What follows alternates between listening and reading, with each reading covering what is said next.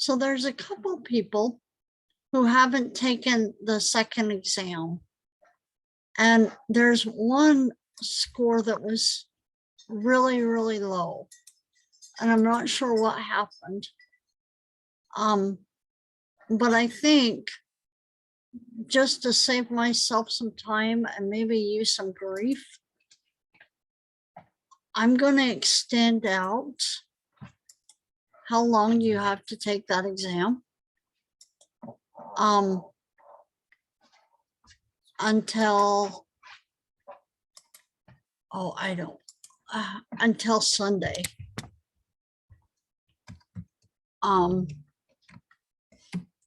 So this is the second exam.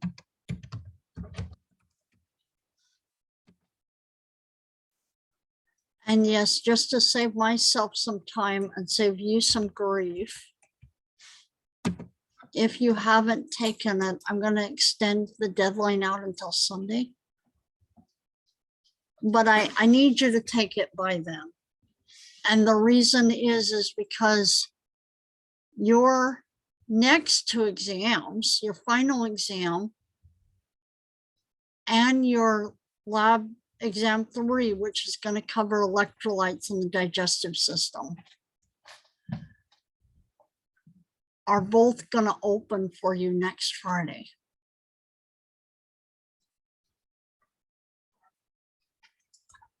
And unless you want to have all 3 of them piling up on you, which I wouldn't want, I need you to get that one taken care of.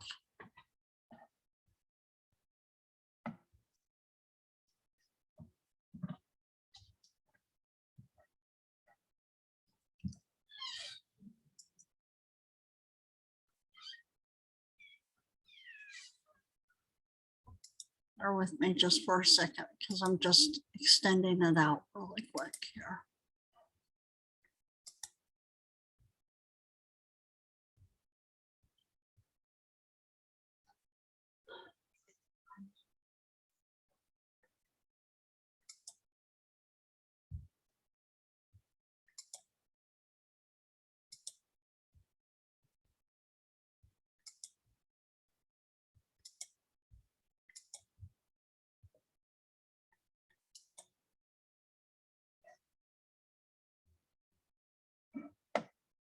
Can't change the start date. I'm not trying to change the start date. Okay. Okay. All right. Not trying to change the start date.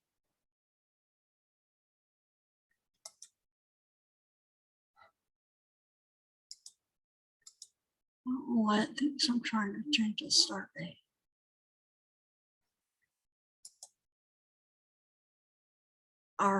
Give me 1 second. I'm not trying to change the start date.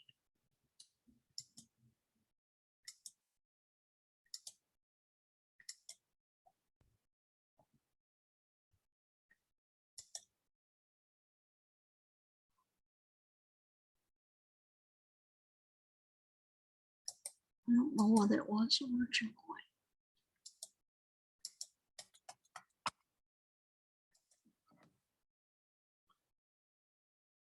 Okay, if it didn't change that start date, which it might not have because it's being all strange here, I will try to do it again later today.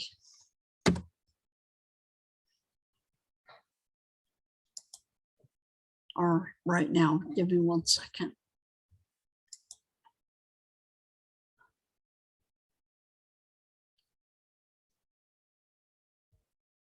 No, it still didn't change it.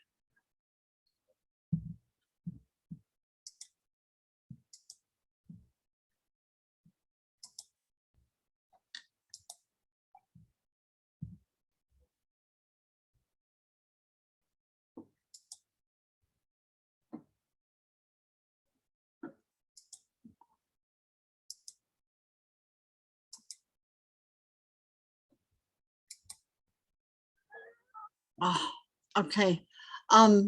If you have not taken it, I need you to send me an email and let me know that you need it open for you, and I will open it up until Sunday. But yeah, if you haven't taken it, realize it's going to bring your grade down. And I need you to get it done. All right, let's jump into, so I said earlier this morning that we would go through this relatively quick PowerPoint for lab.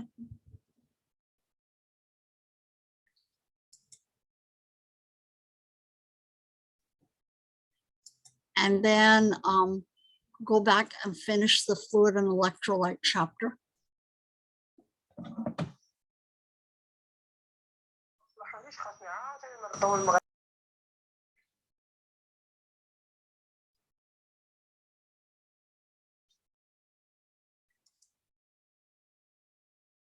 So we talked last week about the organs involved in the digestive system.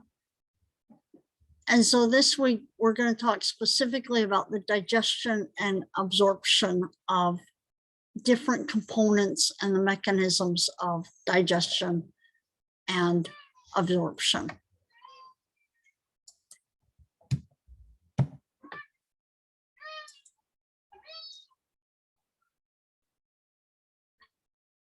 So just a review, major functions of the digestive system.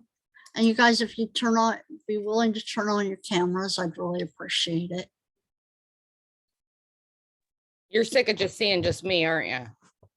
Well, I don't mind just seeing you, but I didn't see you there for a second. I like being able to see people rather than just seeing names, because then I don't feel like I'm talking with myself, which I can do that without teaching class.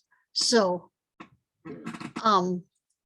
functions of the digestive system: ingestion of food, secretion of digestive juices,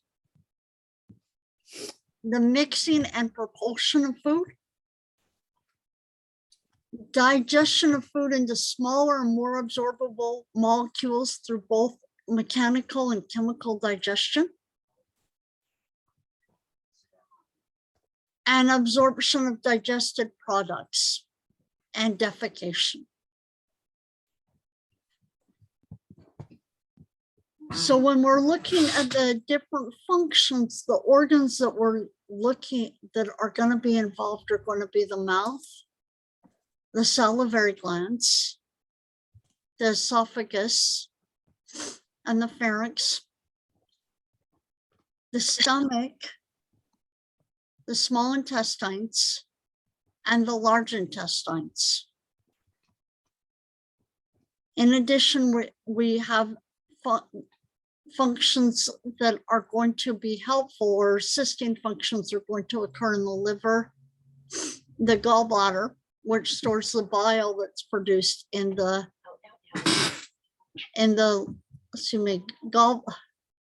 bile. The gallbladder is going to store bile that's produced by the liver, and the pancreas, which is going to secrete some digestive enzymes and insulin and glucagon.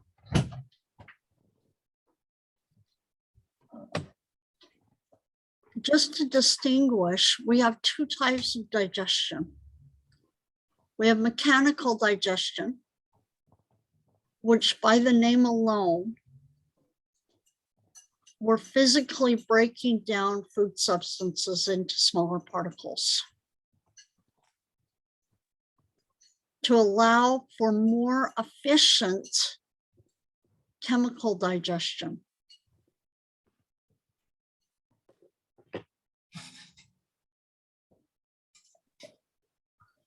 Examples of mechanical digestion are chewing, swallowing, and the muscular movements that are going to move the food through the digestive tract.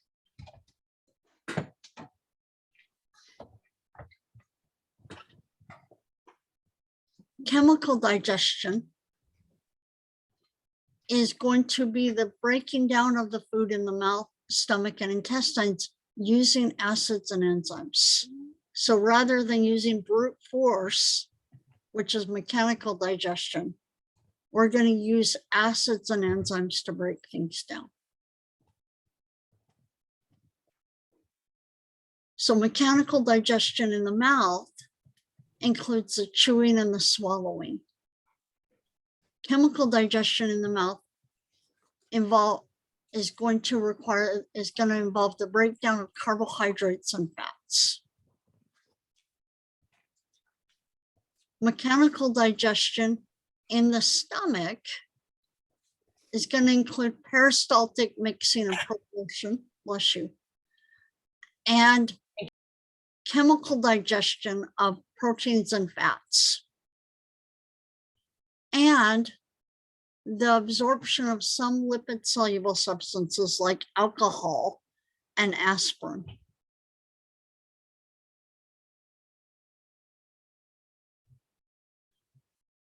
Mechanical digestion in the small intestines includes the mixing and propulsion, primarily by segmentation, which we'll talk about what that means in one moment here. And the chemical digestion of carbohydrates, fats, and polypeptides, and nucleic acids. So all four of the biomolecules: carbohydrates, fats, proteins, polypeptides, and nucleic acids. And the absorption of peptides, amino acids, glucose, fructose, fats, water, minerals, and vitamins is all going to occur in the small intestines. In the large intestines, we're going to get continuing mechanical digestion, including segmental mixing and propulsion. We don't get any chemical digestion here except for that performed by bacteria. Remember how you have that normal flora in the large intestines, which helps you keep down bacteria, other bacteria. But we like to keep some bacteria around. Moreover, you're going to get the absorption of ions and water, minerals, vitamins, and organic molecules. Part of the reason that we keep that normal flora around is because it breaks down some of your food and produces vitamins. Oh, sorry. So when we're talking about basic mechanical digestion outside of the mouth, I'm sorry.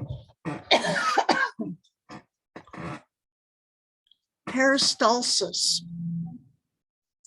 is the involuntary constriction and relaxation of the muscles of the GI tract. Remember, starting at your esophagus all the way to your anus, it's one tube, one complete tube. And the motions of this tube, the alternating constriction and relaxation of the muscles of the tube, is peristalsis.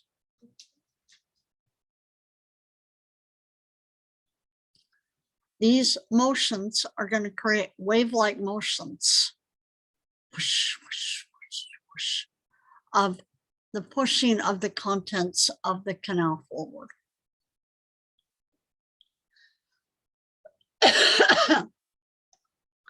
Segmentation is going to be similar,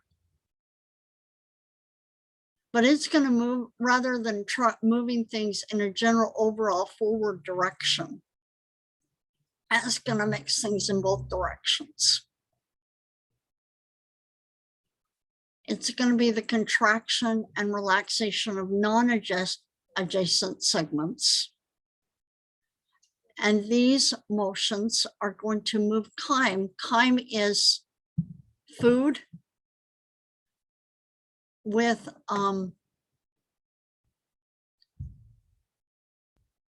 enzymes and digestive juices mixed in. I'm going to put that on the, I'm going to put that here. Chyme is defined as partially digested food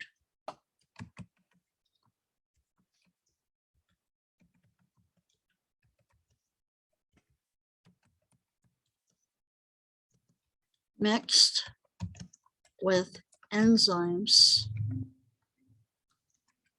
and digestive juices or digestive secretions, juices or secretions.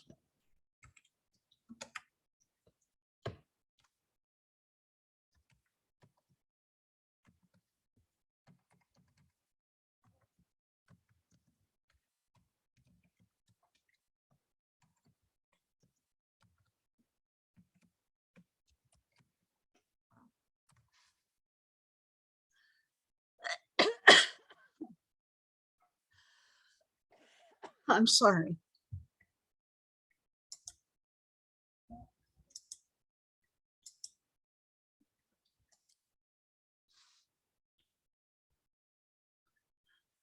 So in the mouth, when it comes to mechanical digestion, the mouth is going to be involved in mastication and deglutition, meaning to swallow. The pharynx is going to be involved in deglutition, meaning swallowing. The esophagus is going to be involved in deglutition, swallowing.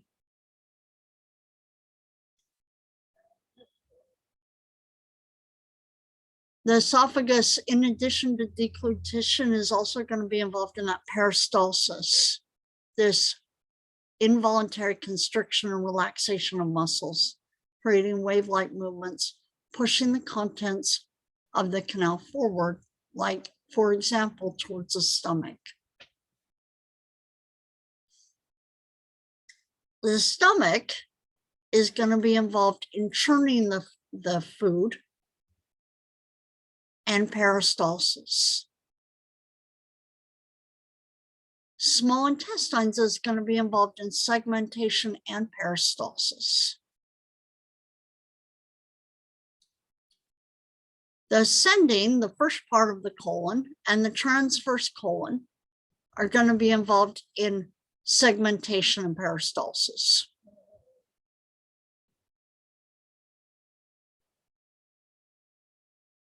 The descending colon is solely involved in mass peristalsis. No more segmentation.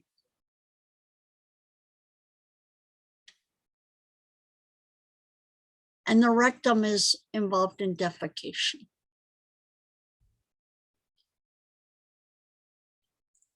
So by definition, mastication is when food is crushed and ground by the teeth.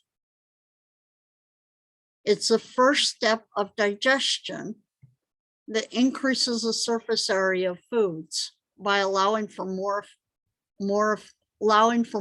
efficient breakdown by enzymes.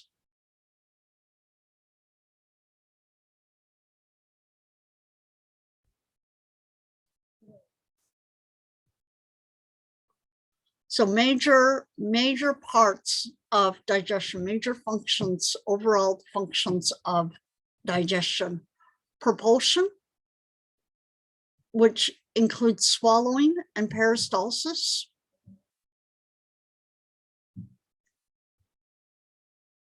chemical and mechanical digestion. Remember, chemical meaning enzymes and acids.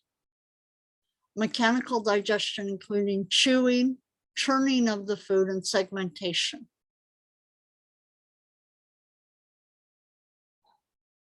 And then, in addition to propulsion and digestion, we're then going to absorb things. So absorption meaning absorption of nutrients, water to the blood vessels and lymph vessels, and water to the blood vessels.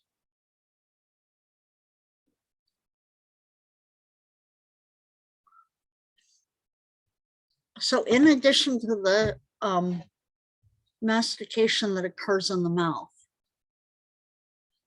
the salivary glands are going to secrete enzymes and mucus. The parotid gland specifically secretes salivary amylase. What does amylase break down? Is it sugar? Yep, or AKA carbohydrates, yep.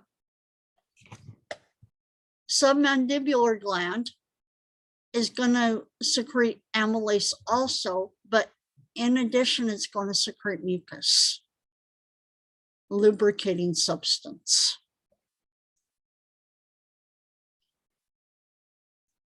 The sublingual gland is not going to secrete amylase. It's just going to secrete mucus. So we want to lubricate that food as we're masticating it and treating it with amylase. So there's 3 phases to the next process, swallowing or deglutition. The first phase is the voluntary phase, where the stomach is going to push the bolus. The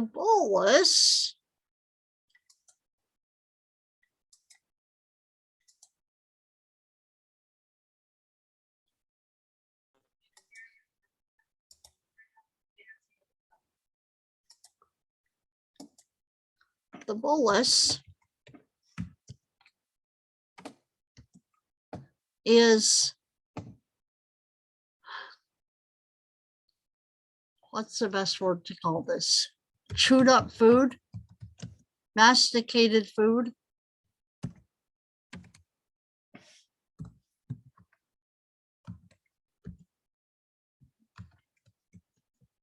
I don't know how your book defines it, but we're going to call it masticated food with salivary enzyme, treated with salivator, treated with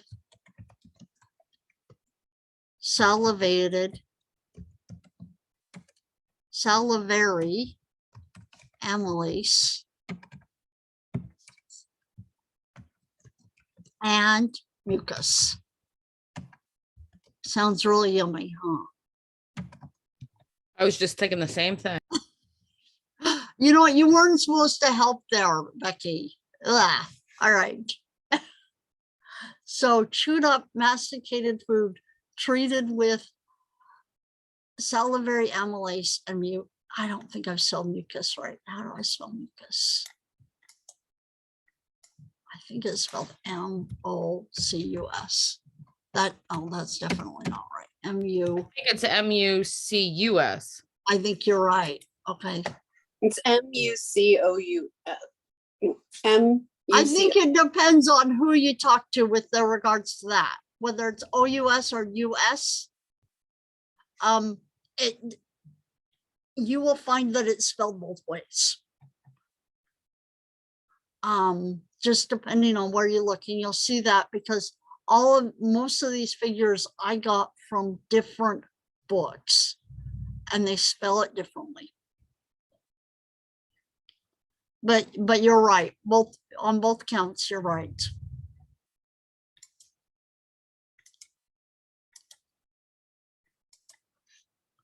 So the tongue pushes the voluntary phase. This is where you're eventually going to decide whether you're going to try to swallow whatever you've been chewing up. The tongue pushes the bolus posteriorly towards the oral pharynx. Remember, oral pharynx, oral meaning mouth, pharynx meaning the part of the pharynx that's immediately posterior to the oral cavity. Oral pharynx.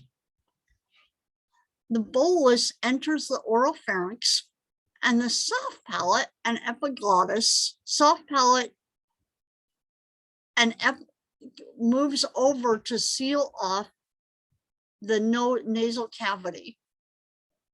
This is the purpose of your uvula. You ever wondered what that little hanger downer thing in the back of your throat is for? That's what it's for, is to seal off the nasal cavity, prevent food from moving into the back of your nasal cavity. So it's going to seal off the nasal cavity.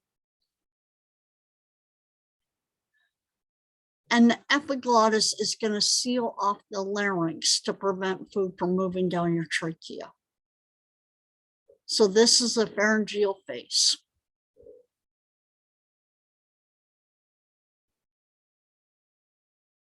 The esophageal face is going to cause peristaltic waves to move the bolus down the esophagus towards the stomach.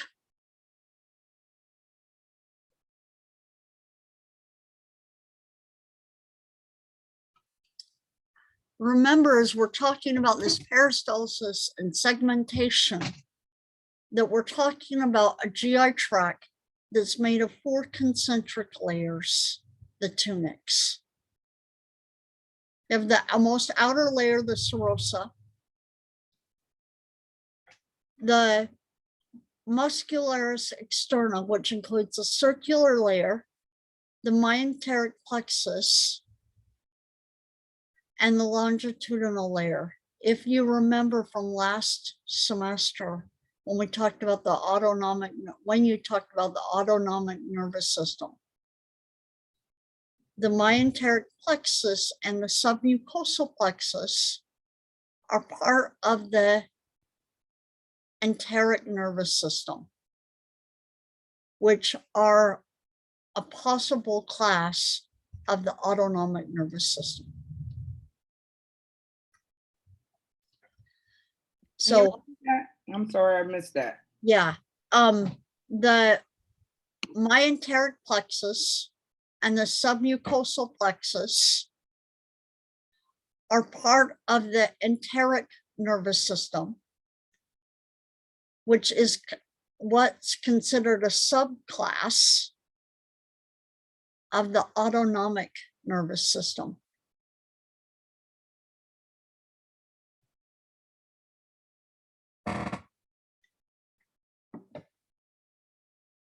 The mucosa, the most inner layer, mucosa, is composed of the muscularis mucosa, the lamina propria, and the epithelium.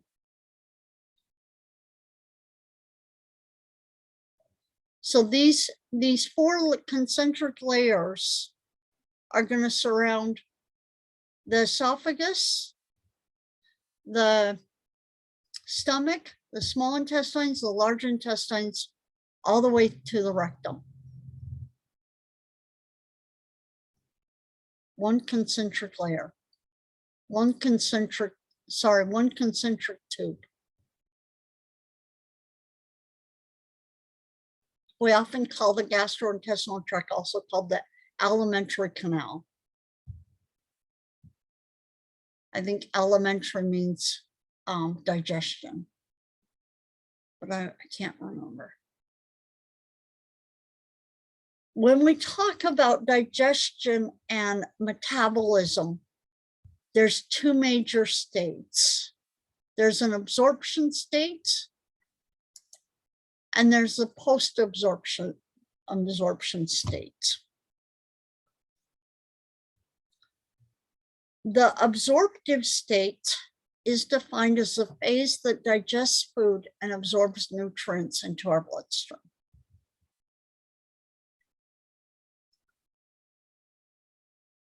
The post-absorptive state is the phase in which our body relies on endogenous energy reserves for energy demand instead of immediate absorption. So when there's when there's less or no food present in the GI tract, we're in the post-absorptive or absorptive stage.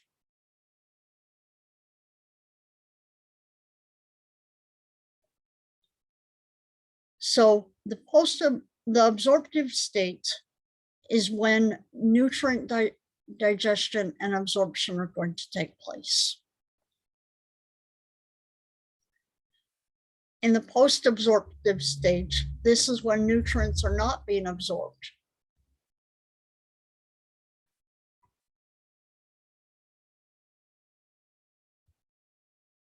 In the absorptive state, digestion takes place. In the post-absorptive state, no digestion takes place.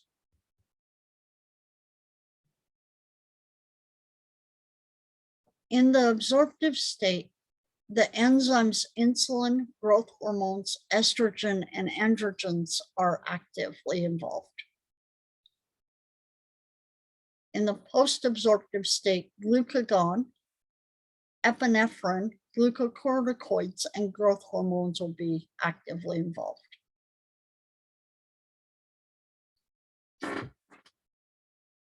During the absorptive state, the GI tract is full of food. During the post-absorptive state, the GI tract is empty.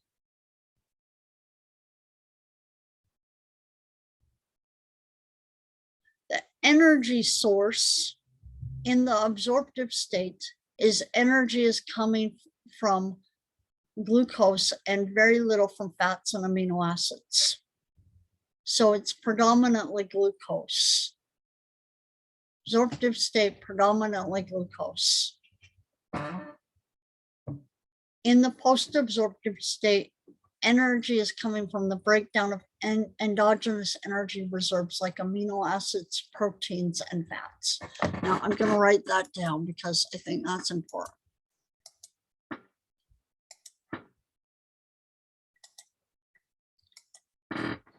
During the absorptive state,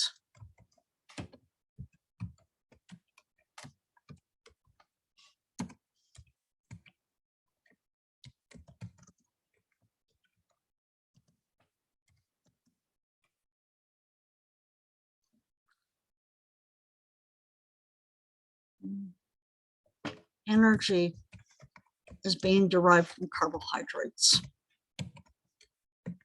that are immediately available carbohydrates.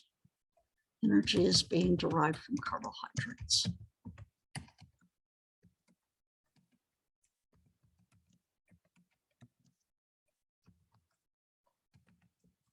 So would you say that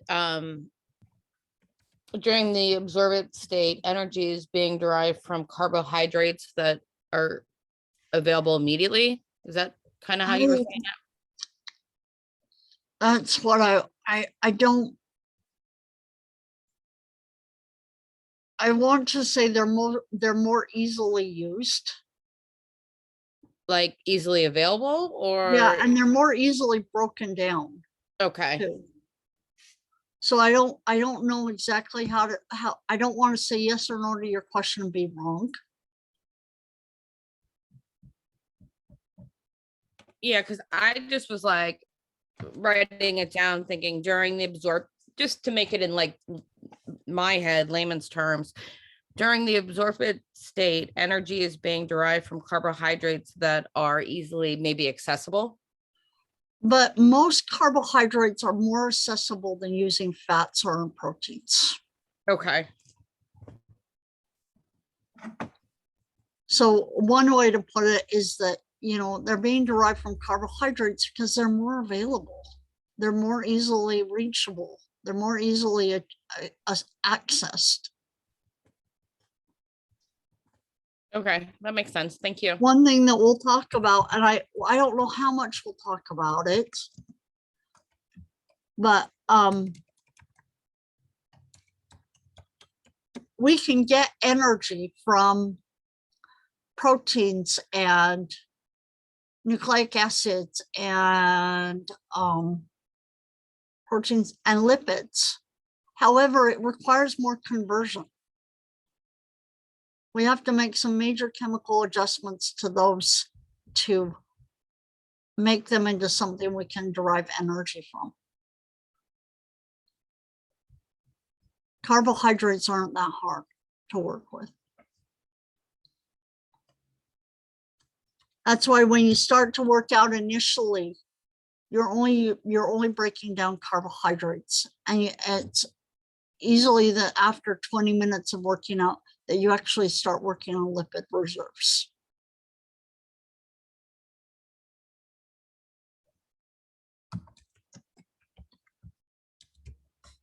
So would that be why when people are doing like swim meets and track meets and stuff, they carbo load? Probably. Yeah. I mean, I think that's the same thing from what I understand. When you're going to do a bike ride, you stock up on carbohydrates. Yeah, that's what I mean, makes sense. I'm more familiar with that because I don't do swim meets and I don't do track, but I do bike riding. Well, even running and like anything that is physical activity, I've seen, and I know I was a swimmer and stuff, they would say, make sure you have your carbs and stuff like that. And I just know a lot of people do like carbo loading before my big meet or my race, whatever it may be. I wouldn't say though that's true for everyone, because like I probably get by with a lot less carbs in my life. Like a lot. It depends on what you're doing. True. It depends on what you're doing. If you're getting ready for a big athletic meet, that's why they do that. But should True. you be doing that all the time? Probably not. Right. What was your stroke, Becky? Freestyle backstroke. Me too. Me too.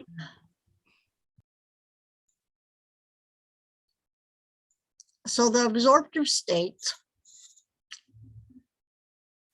is a time following a meal when the nutrient absorption is underway. And after a typical meal, it lasts for about 4 hours. If you're fortunate enough to eat 3 meals a day, you spend 12 out of the 24 hours in the absorptive state. Insulin is the primary hormone of the absorptive state. Various other hormones will stimulate amino acid uptake and protein synthesis.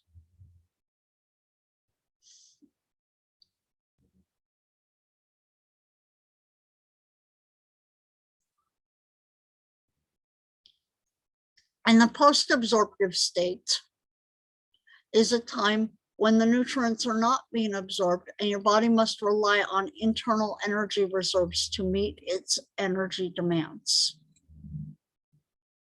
You spend about 12 hours each day in the post-absorptive state. If you skip meals, however, you can extend the time considerably. Metabolic activity in the post-absorptive state is focused on mobilizing energy reserves and maintaining normal blood glucose levels. Several hormones coordinate these activities. These hormones include glucagon, epinephrine, glucocorticoids, and growth hormone. Glucocorticoids are going to stimulate lipid catabolism. What's catabolism, guys? Breaking down. Breaking down. So glucocorticoids are going to stimulate lipid catabolism in all tissues other than nervous tissue, and the reason it doesn't occur in nervous tissue is because nervous tissue can only metabolize glucose. The shift in the metabolic activity elsewhere will preserve blood glucose for the use of the nervous system. Liver cells break down lipids and amino acids. And the breakdown of lipids and amino acids is going to result in increased levels of acetyl-CoA.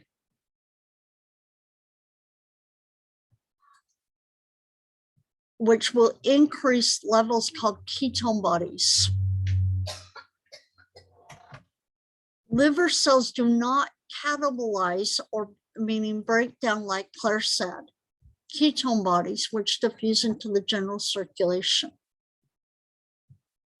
Cells in the peripheral tissues absorb them and convert them to acetyl-CoA and use them as an energy source. Now I'm going to do something really quick, and I'm doing it because your case study that I just got posted is asking this question. And I think this is the answer.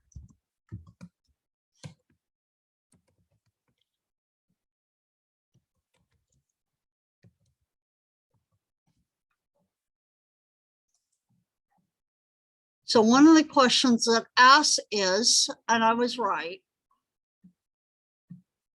one of the questions asks, what causes the fruity smell of breath from someone who's dealing with diabetic ketoacidosis? The fat burning process is going to build up the acids in your blood called ketones, which leads to diabetic ketoacidosis. That's a DKA. DKA. The fruity smelling breath is a sign of high levels of ketones in someone who has already has diabetes. It's also called acetone breath.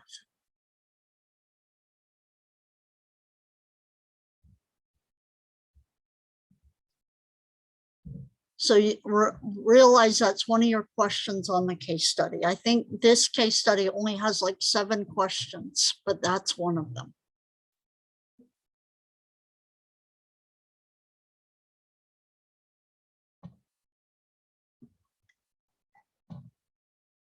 So coming back to our PowerPoint. Of course, it's going to start at the very beginning.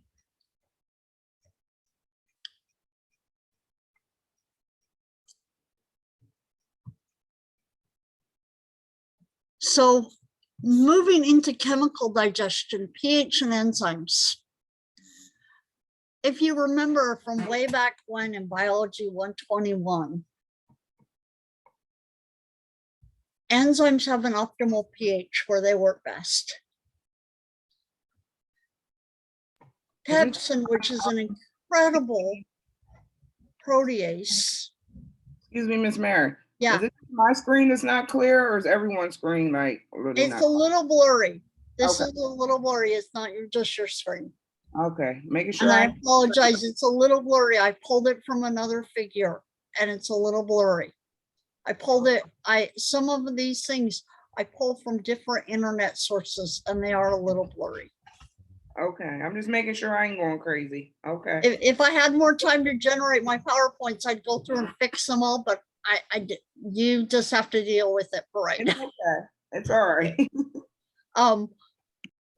So pepsin has an optimal pH at about 2, meaning that it's most functional in your stomach, where you have a very low pH. Outside of your stomach, it doesn't work very well. It doesn't work at all, which is a good thing, or we destroy our bodies with our stomach.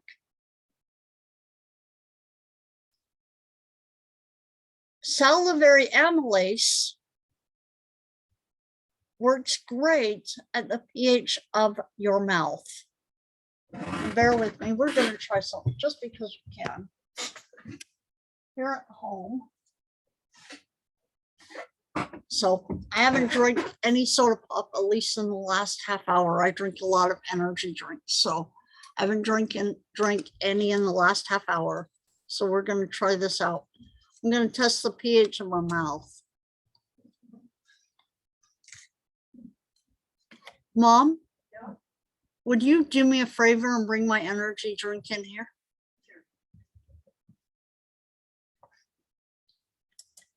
Okay, so I'm going to test the pH of my mouth first. And since I'm pretty sure that my mouth is just set, we're just going to get a correct pH because I haven't had any hot chocolate or energy drink, at least in the last couple minutes. So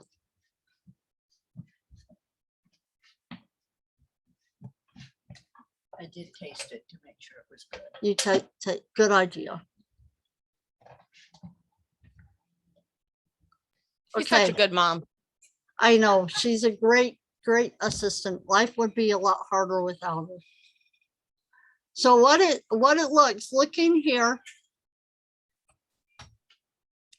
looking at my pH paper, here's my pH stick. Where does it look like it probably is?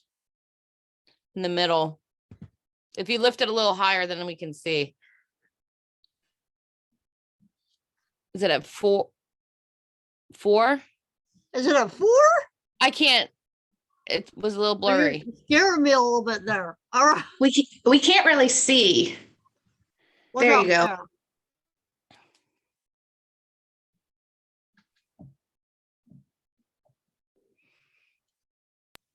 Seven. It's about a 6 or 7, right? Oh yeah, 6, definitely. Okay, somewhere right about there. Now, we're gonna do my energy drink, which I'm not a coffee drinker, but I am a big energy drinker, and I have energy drinks up the wazoo everywhere. If it's not that, it's Mountain Dew. But I opened this energy drink this morning, okay? Oh, what do you say? And so I'm going to test the pH of this.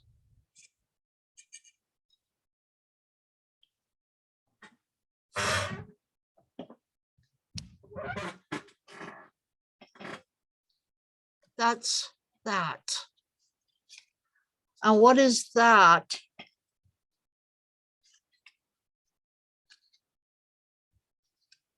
Where's that? 5, Is it 5 4. 5. or is it a 4 or a 3? 3. It's about a 3. Mhm. And you guys, that's after a couple hours of being open. It goes down over time. So when you feel that burning on the back of your throat, when you drink Mountain Dew, or you drink Mountain Dew, or what's another one? Coke, and you feel that burning in the back of your throat, it really is burning your esophagus because of the acid. That's terrifying. It is, and just for just a reality check. And so it usually, from what and Mom, Now I want a soda just to see. you will have to do, pH paper, this little thing cost me about $2 online. Oh, okay. And that was with shipping. Oh, that's not bad. I get Would they work for like the waters that they claim have like a pH of like 7 and Yes, above? they do. How about for the shampoos? Yes, they do. Okay. I sent you that pH paper, Zena, but I didn't give you a diagram to actually look at. I realized that. Oh, But thank you. yeah. I didn't realize that. Yeah, it is. Mom, would you do me one more thing? Would you go and grab one of the unopened Mountain Dews in the back room? You want sugared or unsugared? It doesn't. Let's do the diet because I'll drink it later. It's nice of you to take one for the team. That's exactly it. That's why I'm doing this. You're right. You are. Whatever. Hey, it works.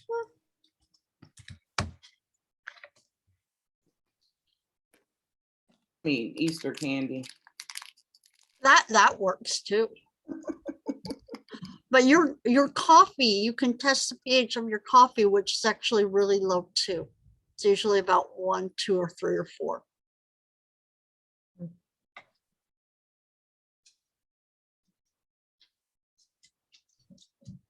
But this is why acids can burn you just as badly as other things can burn you too. This is why I have an acid burn up the back of my arm.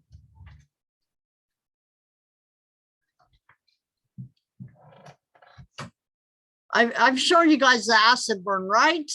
Here you go. No? Okay, I'll show you me. All right, so here's my Mountain Dew. One more. And I was kind of a little bit of a stinker when I first started taking anatomy and physiology. I'm still kind of a stinker. You can tell why I'm related to my cat from this morning. But he told me this, and he was like, yeah, your pH of your open Coke is about 1 or 2. And I was like, no, it's not. And I said that right in class. And then I went and tried it and found out that he was right. And I think he just thought I was a turd, but I was not the nicest kid. And I wasn't even really a kid, mind you. I was older than you guys all for the most part. But no excuses. So this is that. It's 4 or 5. I can't. It will change colors over the next couple minutes, and it will be about a 1 or a 2. Oh my.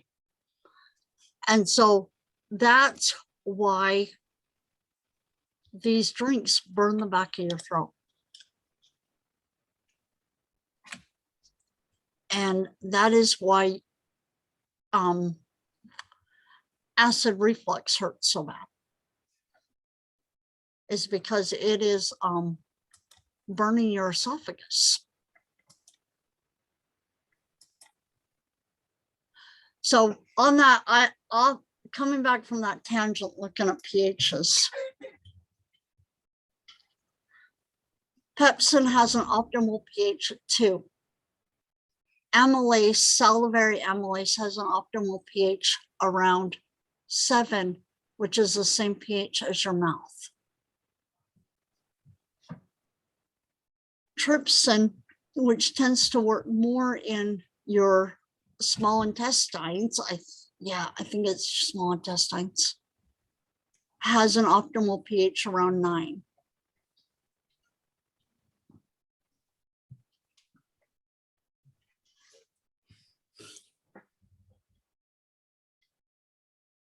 So in your esophagus, the major enzyme involved is salivary amylase. In your stomach, you have proteases and stomach acids. Protease like pepsin is going to break down proteins into polypeptides.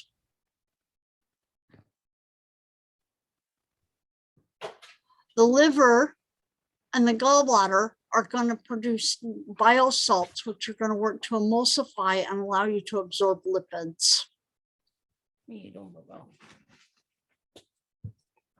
Do people who have their gallbladder removed, are they able to still absorb lipids? Be good to know because I had mine out years ago, but I do have the worst heartburn since then. Can you eat fats at all without making you really sick? I don't have that issue. I just have to take a prescription like Prilosec every day because ever since then, I would have heartburn to the point where I could not sleep at night. Ouch. Yeah. And I had my gallbladder out shockingly at like 33. Wow. Yeah. Have you ever tried probiotics? Does like nothing help? Yeah, nothing helps. I'm sorry. It's crazy. Yeah, it's the craziest thing. But yeah, I mean, I try and stay away from like real fatty foods in general, but I do know if I'm gonna like splurge and say like eat some cheesesteak and fries or something, it doesn't necessarily always agree with me. But I do try and stay away from the fatty stuff in general. But yeah, ever since my gallbladder's been out, I have been on a prescription like Prilosec every day. And if I don't take it for 2 days, it wreaks havoc. Ouch. It's the ouch, crazy thing. Yeah. Ouch. Yeah. So the major thing is you can still absorb lipids, but your liver doesn't have any place to store the bile, and you can't produce large amounts and secrete it when you decide to eat something that has lipids in it. You just can't store it. You can make it, but your liver's really, your gallbladder is really good at storing that bile until you need it. But in Becky's case, she can't store it. Mm-mm. That's why it makes her sick, according to me and what I understand. Yeah, it's crazy. The pancreas produces amylase, lipase, endopeptidase, and nuclease. What do you think all of these things do? If it ends in ASE, it has to be an enzyme. Lipase breaks down lipids. Endopeptidase breaks down proteins because remember peptide bonds. Nuclease breaks up nucleic acids. So don't think too hard when you're looking at enzyme names. A lot of times if you can guess what the beginning work part of it is, you can guess what the function of that enzyme is. Here, when we talk about the digestive system, we're talking about a lot of enzymes, but most of them are named according to what they do.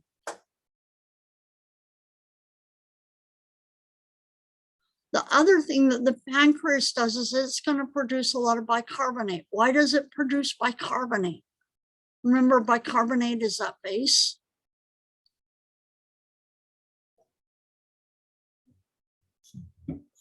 Why does it produce bicarbonate? It's probably not right, but does it produce bicarbonate to neutralize the acids? It does. Good job. Oh, yay. Thank you. So that's the reason that your pH is so high in your stomach, but then it drops in your small intestines.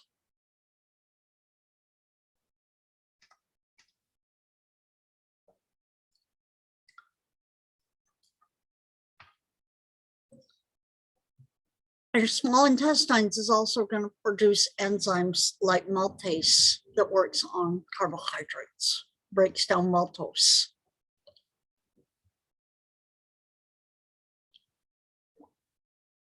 So how do we get acid secretion in our stomach that causes Becky so much grief? We get hydrochloric acid is one of the strongest acids out there. It is the strongest acid out there. Let me not even say one of them. It is the strongest acid out there. When you put it into water, it immediately breaks down into hydrogen ions and chloride ions. In the case of the stomach, we don't get it. It doesn't just put out hydrochloric acid into water and the water breaks it down. You get chloride ions being secreted and hydrogen ions being secreted.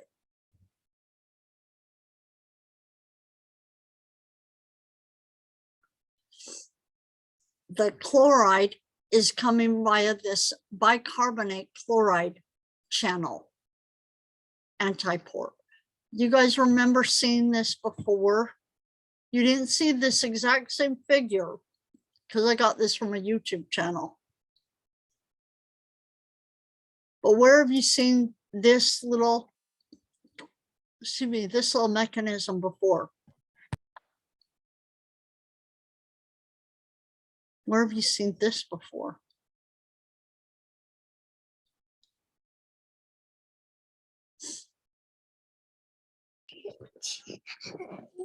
Is it maybe when we were learning about the respiratory? Yeah, Yeah, it was kind of there too. Yes, it was. What was it involved in?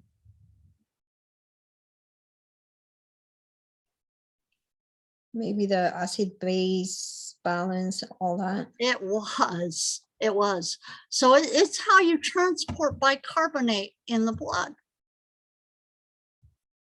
Remember the chloride shift? That's this right here. So we have the same thing occurring in the stomach in the reverse.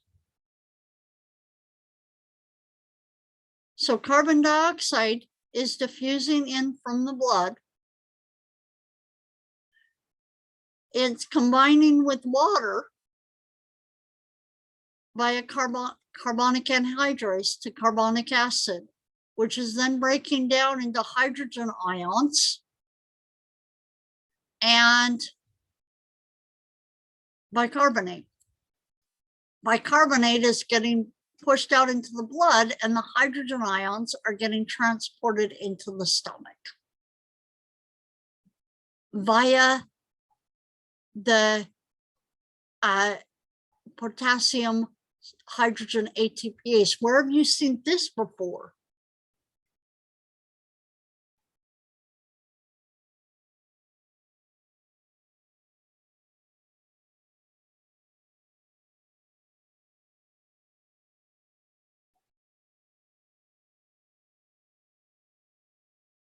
Do you remember it from this morning? It's the same thing.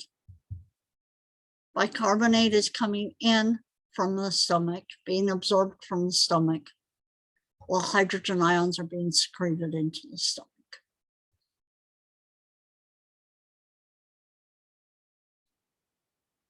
I didn't make that connection when I put this together until now, but it's the same thing.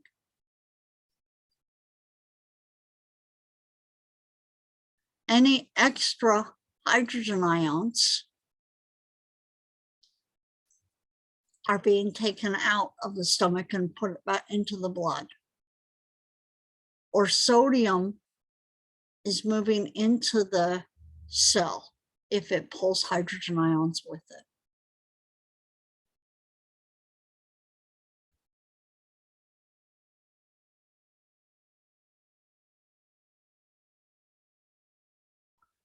So we've got two different ways that we're getting hydrochloric acid.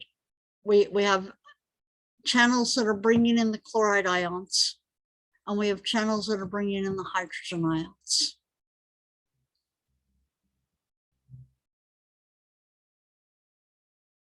Questions?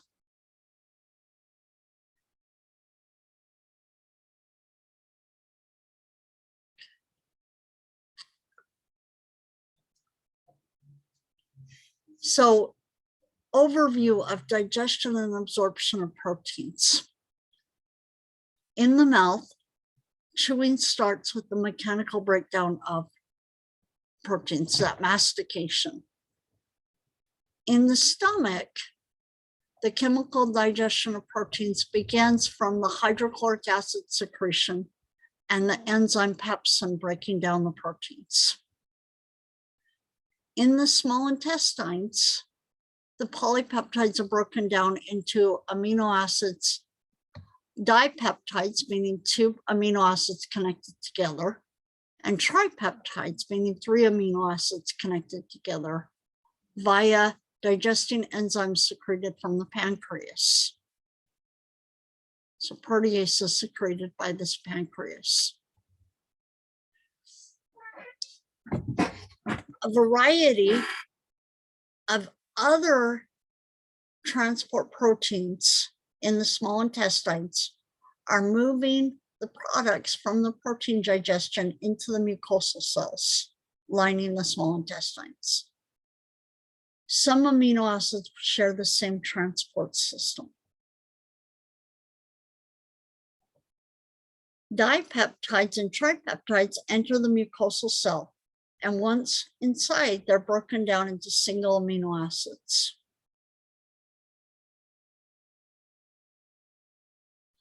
Amino acids pass from the mucosal cell into the blood and travel to the liver. The liver regulates the distribution of amino acids to the rest of the body.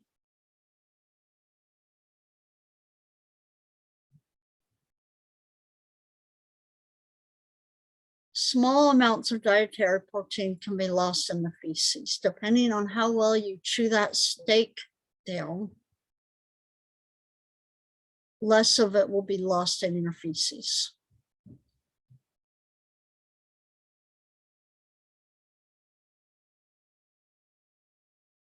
Some of us inhale steaks and therefore we lose most of it in our feces. Some of us chew it a lot more carefully and we absorb a lot more of it because we're able to break it down and provide enough surface area that the proteins can break it down before it arrives in our large intestines and our rectum. So in the small intestines, gastric and pancreatic peptidases are going to break down polypeptides into amino acids and oligopeptides, smaller peptides, which are then going to get reabsorbed into the brush border of the small intestines.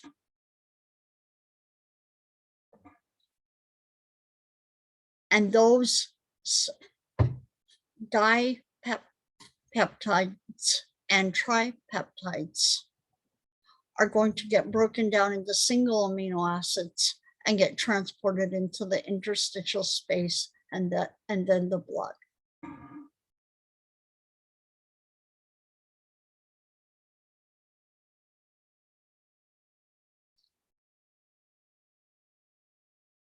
One thing that we need to hit on right here is how are they getting moved in?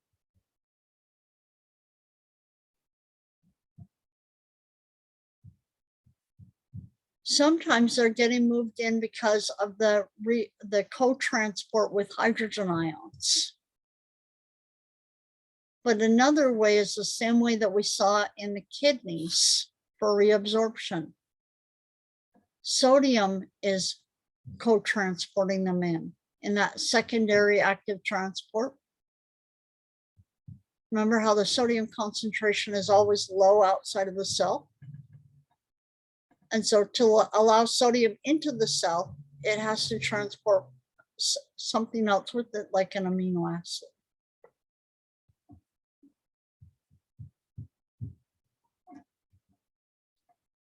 So some secondary active transport.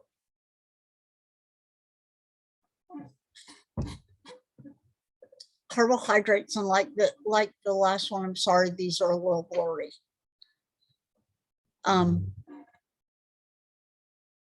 In the mouth, the enzyme salivary amylase starts to break down starch into smaller polysaccharides.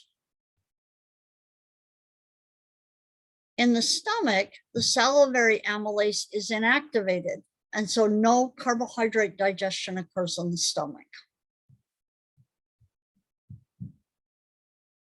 However, in the small intestines, the majority of the starch digestion and breakdown of polydisaccharides is going to occur here.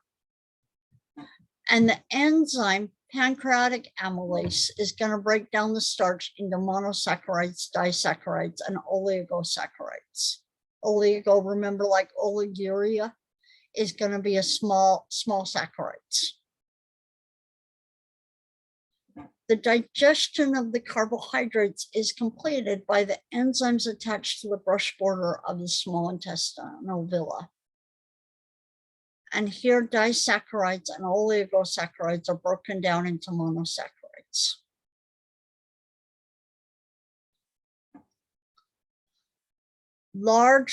In the large intestines, fiber and other indigestible, other unabsorbed carbohydrates are partially broken down by bacteria to form short chain fatty acids and gas. and the remaining fiber is excreted in the feces.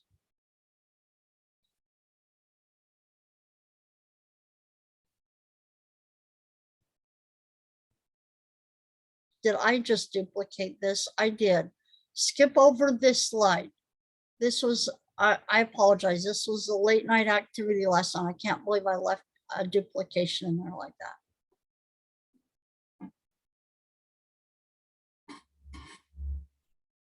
Digestion and absorption of lipids.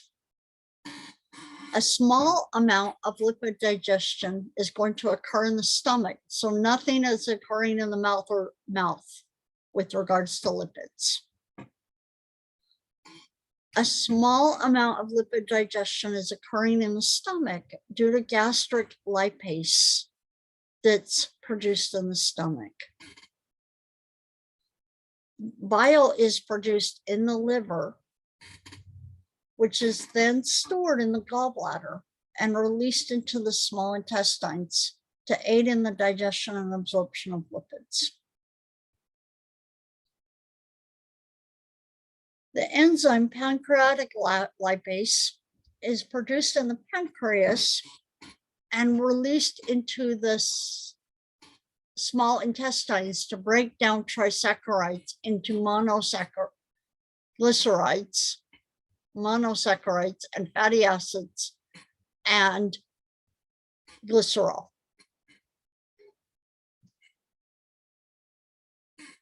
In the small intestines, products from fat digestion and bile acids form a micelle. So micelles are encapsulated lipids. The capsule is made out of biles that's being made in the liver and stored in the gallbladder.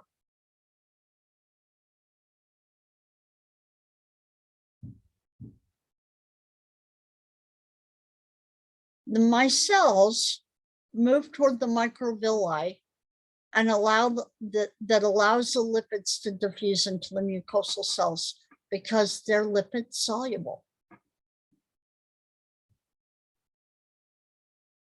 So lipids are not being taken up via active transport. They're moving via simple diffusion across the cell because they're lipid soluble.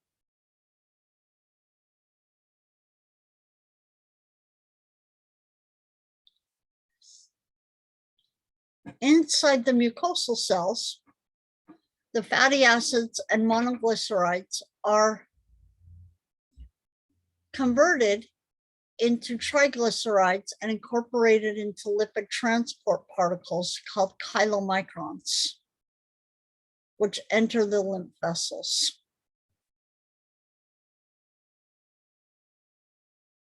So once they move into the small intestines, they're actually reabsorbed via lymph vessels or lacteals.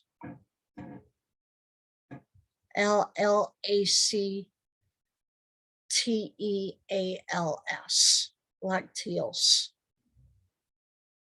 So they're not absorbed directly into the blood, they're absorbed into the lymph.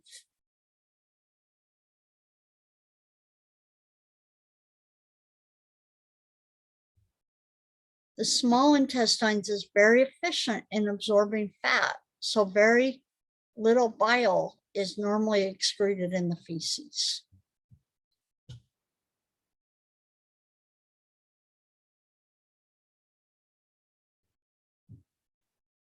Except for when you're like Becky and you don't have a storage spot for bile.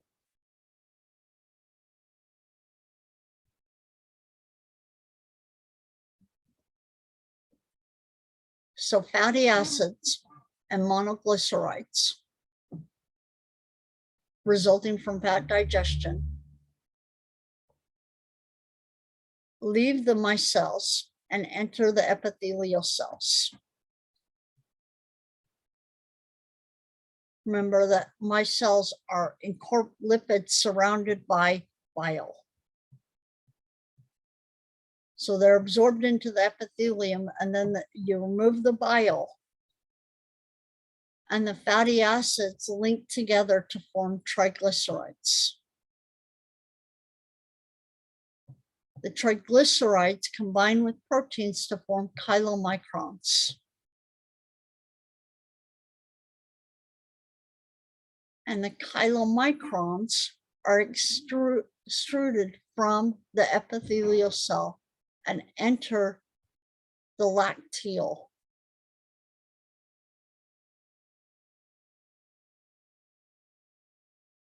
The lacteal is a part of the lymphatic system. And so the lymph in the lacteal is going to transfer the chylomicrons away from the intestines.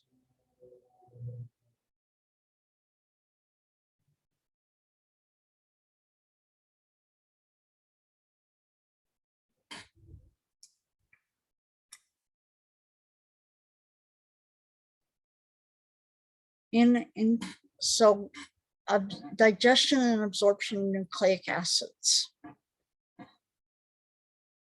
Nucleic acids, remember what they're made out of. They're made out of nitrogenous base, phosphate ions, and pentose sugars. And so using pancreatic ribonucleases to break down RNA and pancreatic deoxyribonuclease, which breaks down DNA, they will get broken down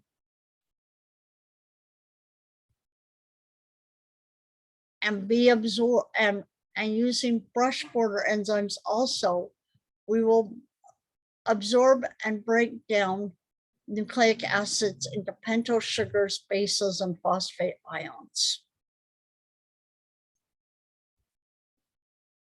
And in the small intestines, they'll be absorbed into the capillary blood and transported to the liver via the hepatic portal vein.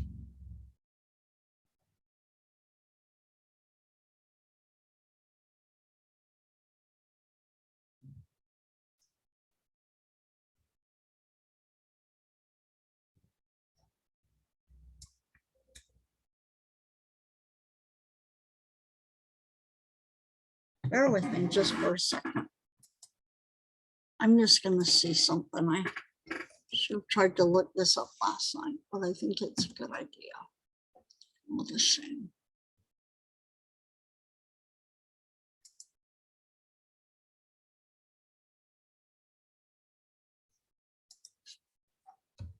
Digestion and absorption.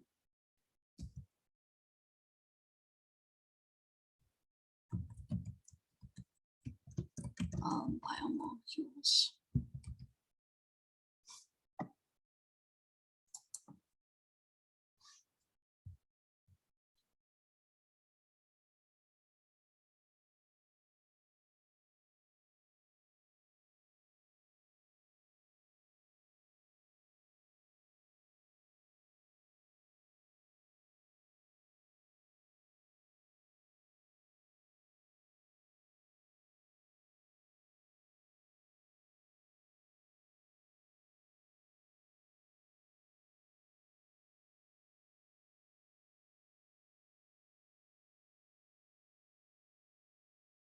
All right, I think this is a good video. Let's watch. Maybe not.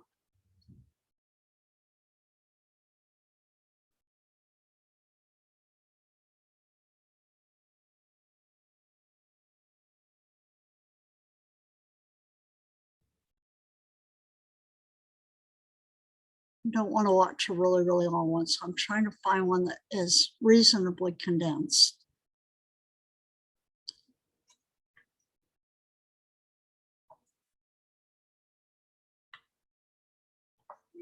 What? No, we're not.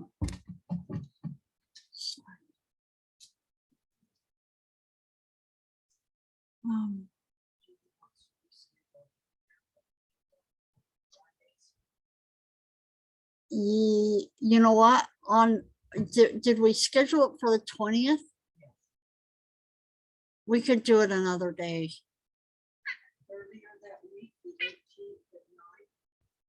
I don't know. I don't know.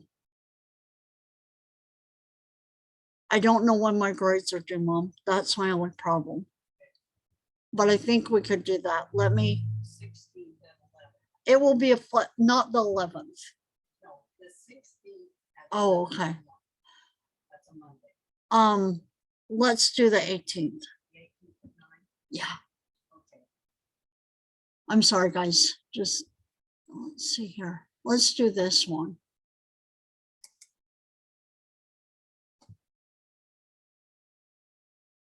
One of the keys to understanding child nutrition is understanding what happens to the food our children eat once it's entered their mouths. So let's start by drawing a very basic model of digestion. Now, the food our children eat can be broken down into 3 categories, and they're categories of what we call macronutrients. And all of these macronutrients are digested in slightly different ways. All right. So I'm going to color code them. Okay, I'm changing my mind. Follow what happens to each of these categories of macronutrients. So the major macronutrients are carbohydrates, I'll write carbs for short, fats, and proteins. I'm changing my mind. Let's watch a different one. Let's watch this one. After saving with customized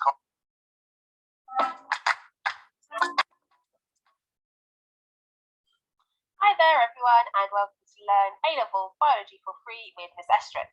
If you are new around here, make sure you click the subscribe button to keep up to date with all the videos. And today's one is going to be on digestion and absorption for A-Level Biology.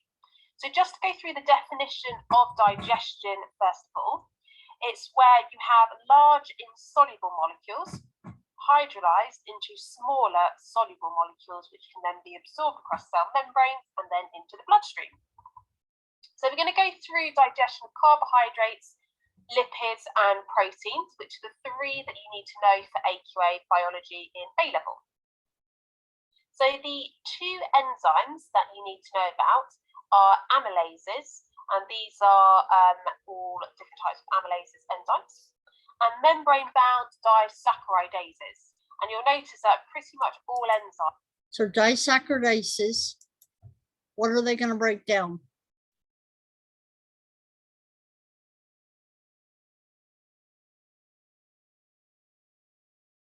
Is it the digestive enzymes? Well, yeah, they're digestive enzymes and they're gonna break down sugars, but what types of sugars? Starch. Well, yes, but what types of starch?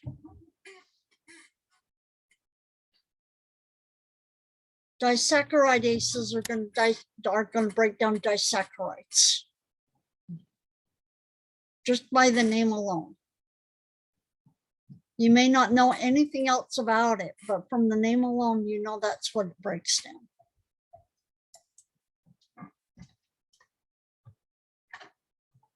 Okay, why are we now not hearing anything? I know I didn't do that.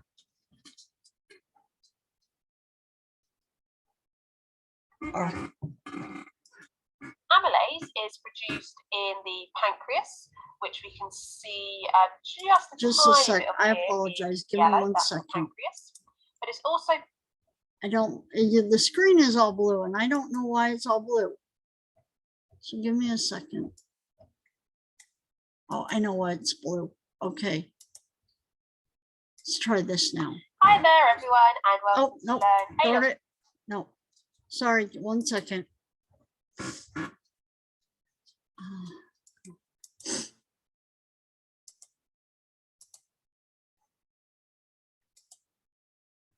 Okay, now. Biology for Free with Miss Estrick. If you are new around here, make sure you click the subscribe button to keep up to date with all the videos. And today's one is going to be on digestion and absorption for A-Level Biology. So just to go through the definition of digestion first of all, it's where you have large insoluble molecules hydrolyzed into smaller soluble molecules which can then be absorbed across cell membranes and then into the bloodstream. So we're going to go through digestion of carbohydrates, lipids and proteins, which are the 3 that you need to know for AQA biology in A-level. So the 2 enzymes that you need to know about are amylases, and these are all different types of amylases enzymes, and membrane-bound disaccharidases. And you'll notice that pretty much all enzymes end in ASE. So if you do ever see a name ending in ASE in biology, it means it's an enzyme. So amylase is produced in the pancreas, which we can see just a tiny bit of here in yellow, that's the pancreas. But it's also produced in the salivary glands, which are up here. And for that reason, when they're produced in the salivary glands, it's secreted into the mouth. So that is where digestion of carbohydrates begins in the mouth. And then once those amylases have started to hydrolyze the carbohydrate polysaccharides, so for example starch, into the disaccharides such as maltose by hydrolyzing glycosidic bonds, that is then swallowed, goes into the stomach and then into the small intestines. But it's this very first bit of the small intestine, the duodenum, which is where the next stage of digestion occurs. And within the duodenum and the ileum, this is where we have the membrane-bound disaccharidases, and those then are able to hydrolyze the disaccharides into monosaccharides. And for example, we've got two examples of these membrane-bound disaccharidases, meaning it's an enzyme that can hydrolyze a disaccharide. And you can get sucrase, which can hydrolyze sucrose into fructose and glucose, and lactase, which can hydrolyze lactose into galactose and glucose. And that will be occurring in the duodenum and then into the ileum as well. Proteins then, there are three key sets of enzymes that can hydrolyze the polymer, which is proteins. You can have So endopeptidases are going to be able to cut in between, in the middle of the polypeptide. Because that's what the endo means there. Exopeptidases are only going to be able to cleave on the outer edges.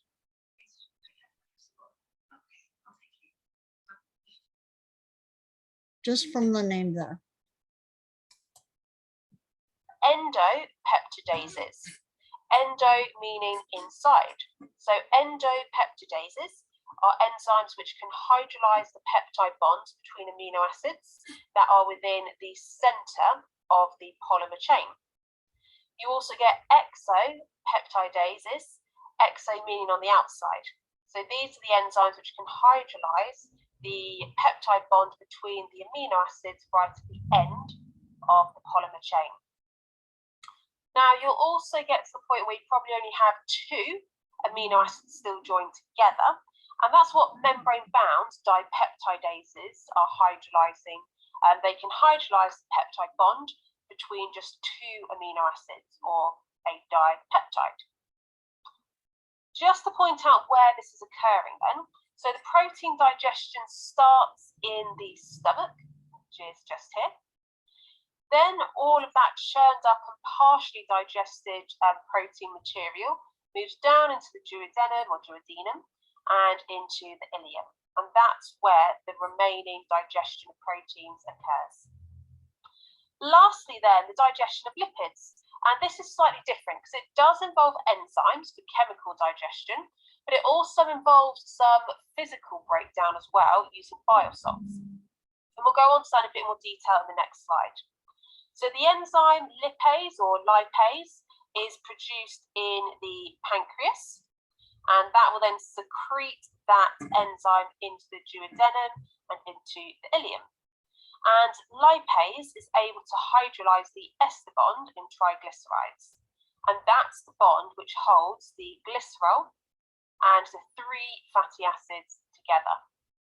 So when it hydrolyzes those three ester bonds that occur in triglycerides, you end up with fatty acids and glycerol. But actually you often get monoglycerides and fatty acids.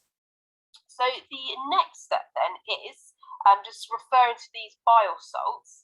Now this actually occurs before the lipase action, and bile salts are produced in the liver, which is this large organ here. gets stored in the gallbladder, and then through the bile duct, it's delivered into the small intestines or the duodenum first. And those bile salts can emulsify the lipids, meaning it splits large droplets into many, many, many tiny droplets. And eventually those will then go towards making the cells. So we're going to go through the lipids in more detail because there is quite a bit more to say about them. So I pointed out you have physical and chemical digestion. Physical is looking at the emulsification and the cell formation.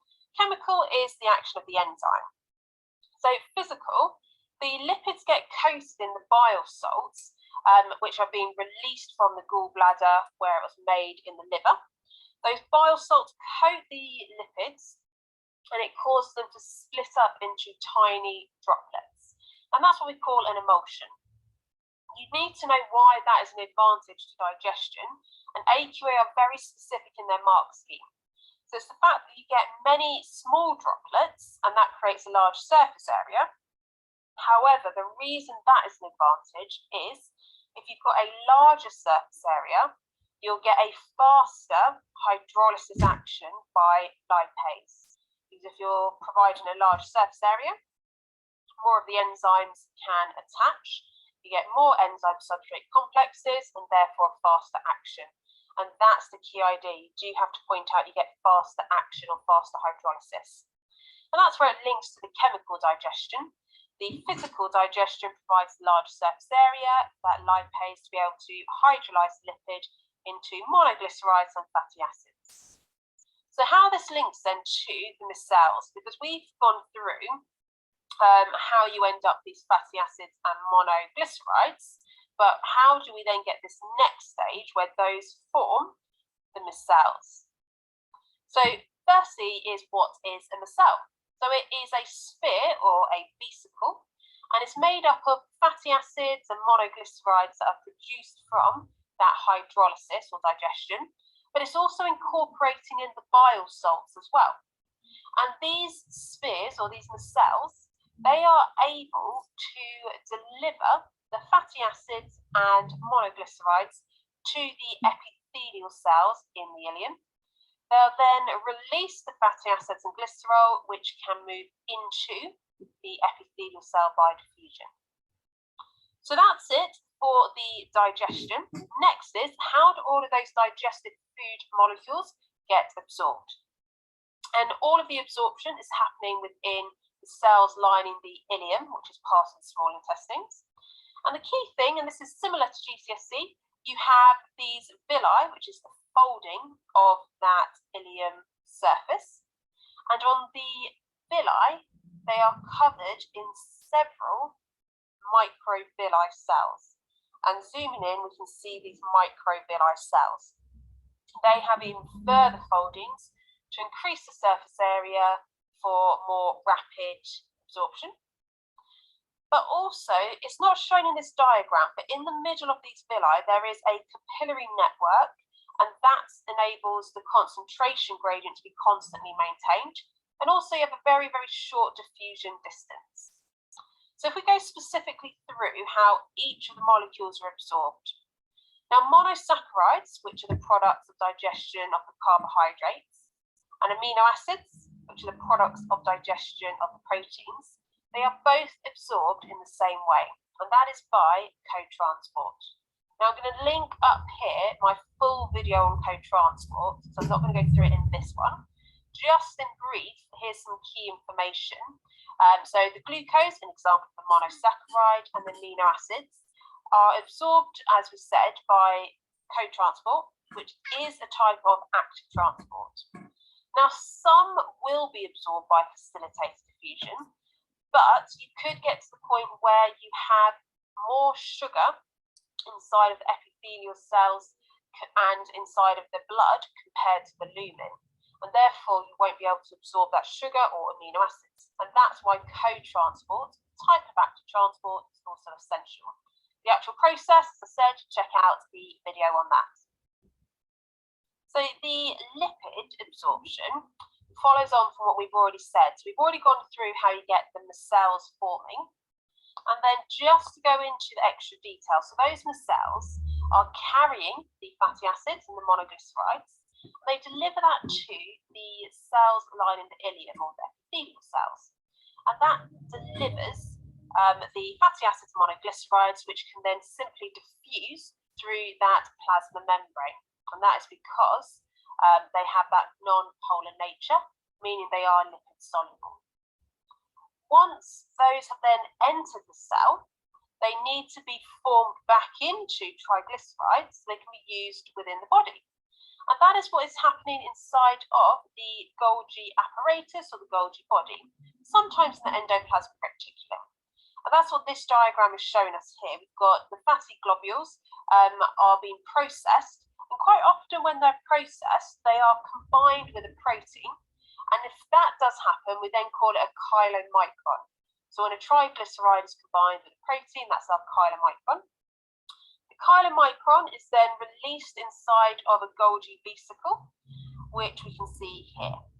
The Golgi vesicle then moves towards the other end of the epithelial cell, and it is released by exocytosis, meaning it is then released from the cell. The vesicle fuses with the membrane, and that releases the contents.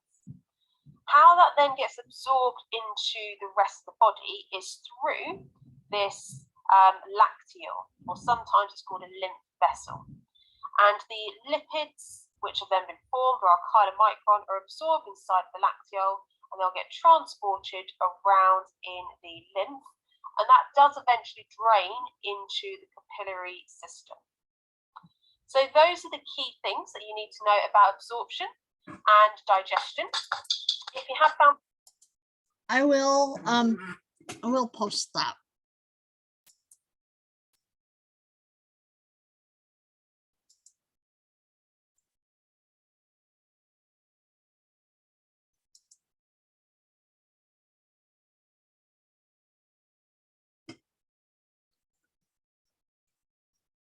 You guys, I think this is a really great time to take let's take 5 minutes, and we'll come back and finish this and do some more of the fluid electrolyte balance.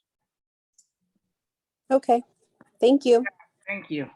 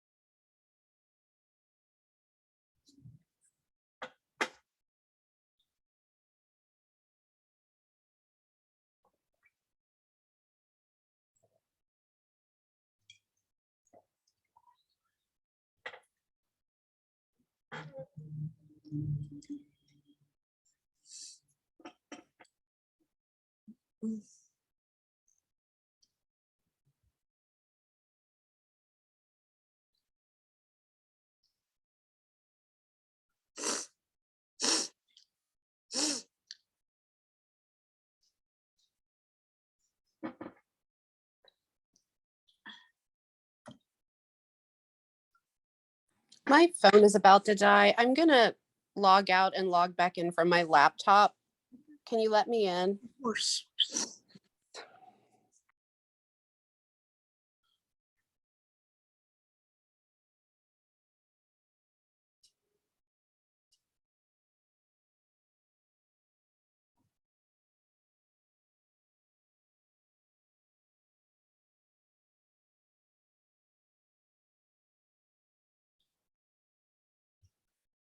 All right.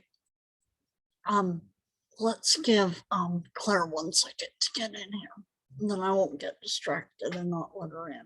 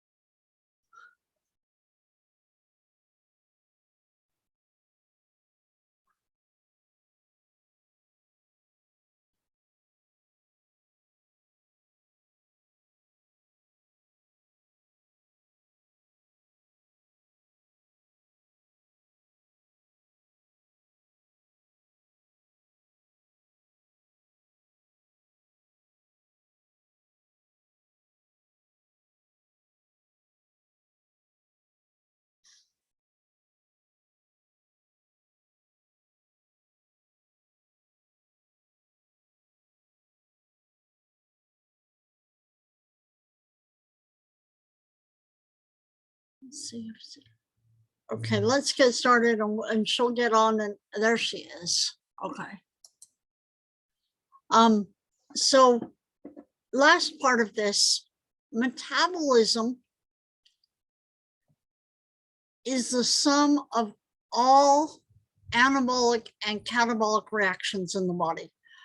Catabolic meaning to break down. What does it mean? What are anabolic reactions? Building up. Building up, right.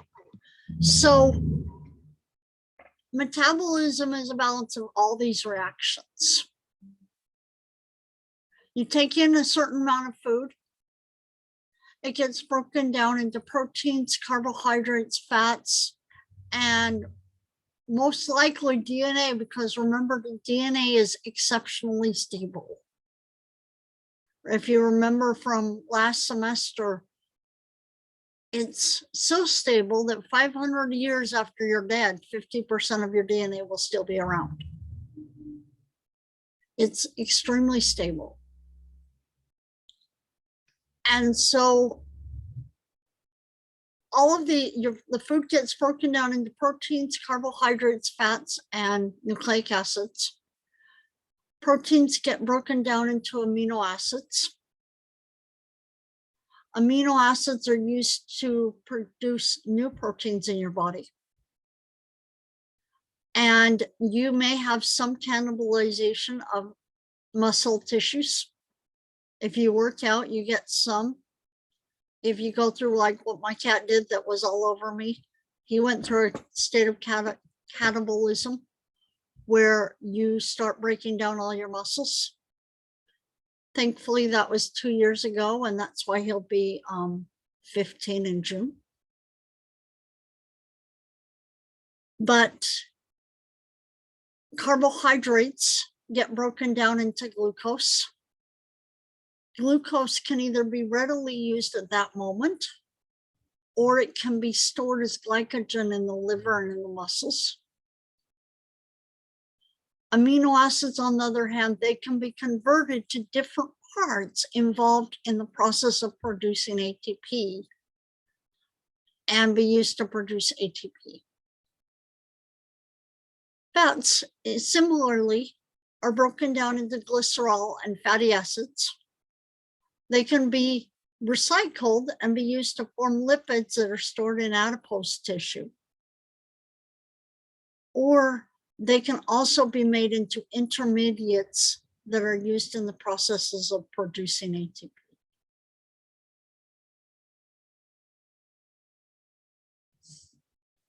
This is just another diagram showing essentially the same thing.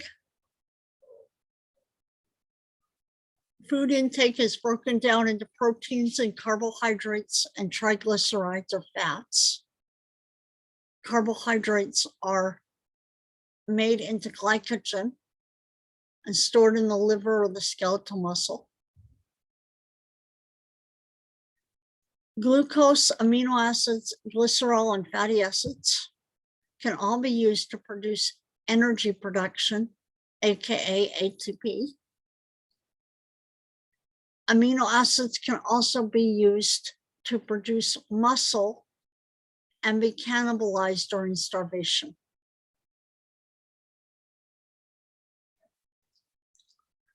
Glycerol and fatty acids can be recycled and used to form lipids, or they can be broken down and used for energy production. So there's this constant balancing act. Showing the same thing, the same diagram, just elaborating on it. Same diagram, just elaborating on it. Here's the lipids, here's the carbohydrates, here's the proteins. Lipogenesis to form fatty acids. Remember what genesis means, meaning the production of something. Lipogenesis meaning the production of lipids. Producing fatty acids.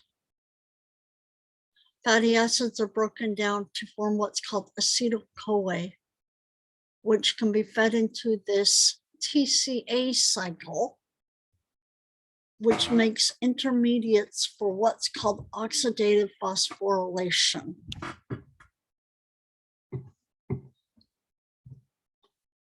Where we are going to build up reduced electron transport carriers that feed into a cycle of the electron transport chain, where we will produce ATP.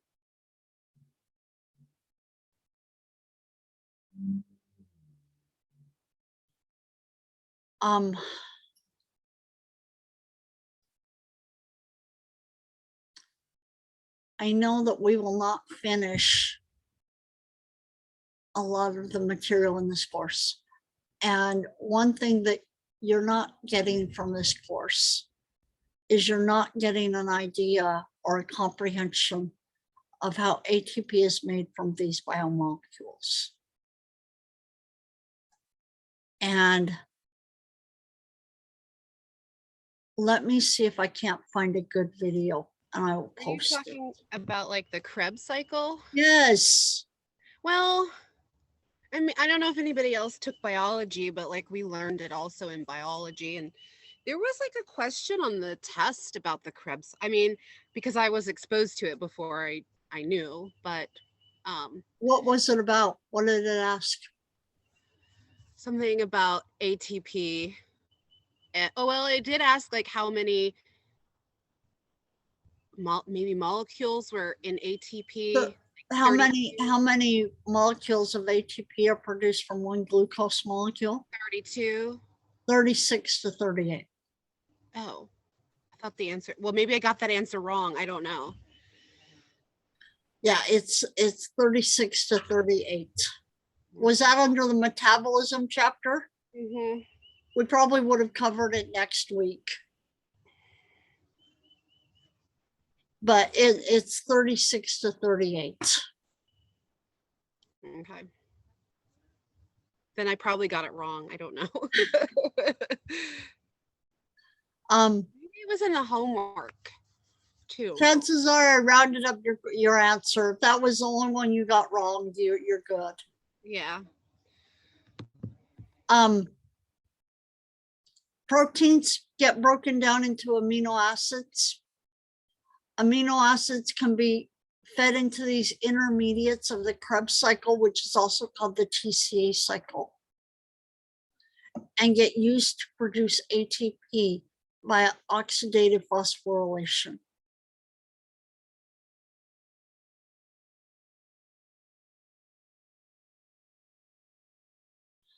What I'm really wanting to show you here is just that this is a complicated process. But all lipids, carbohydrates, proteins can be broken down, and nucleic acids can be broken down in order to produce ATP.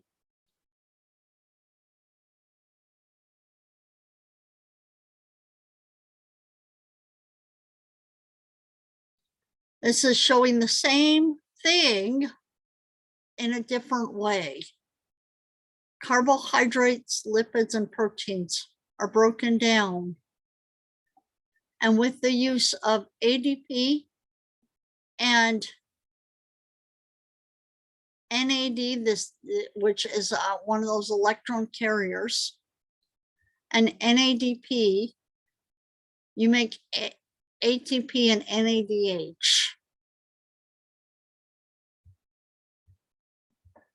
You can take amino acids, sugars, fatty acids, and nitrogenous bases and make proteins, polysaccharides, lipids, and nucleic acids.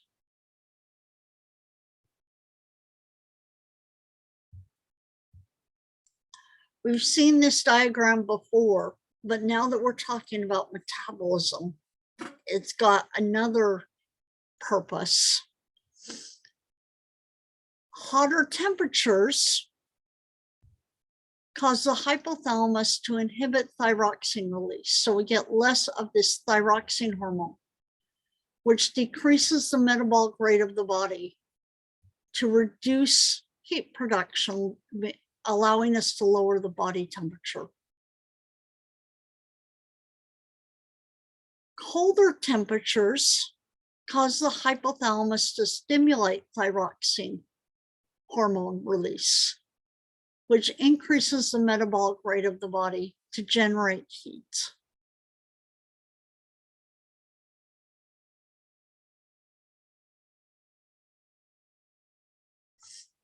One other thing that hormones are really great at is regulating metabolism.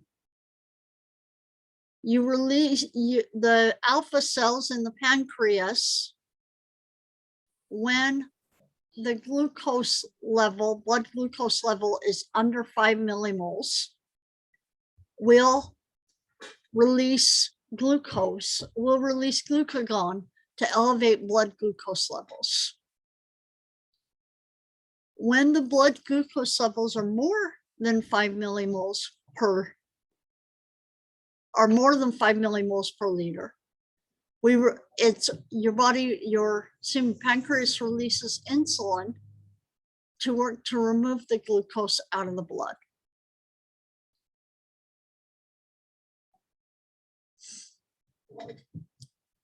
The epinephrine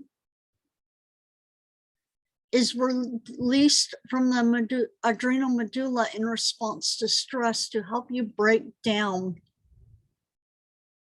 and promote catabolism and inhibit anabolism, allowing you to produce more ATP.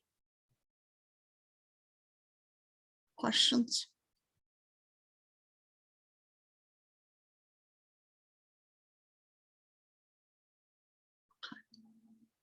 Let's look again at that fluid and electrolytes and do as much of that as we can. Talking about that acid-base balance. Unless you have questions about this.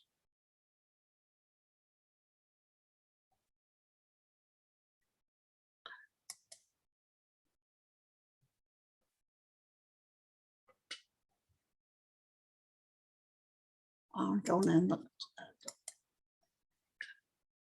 after.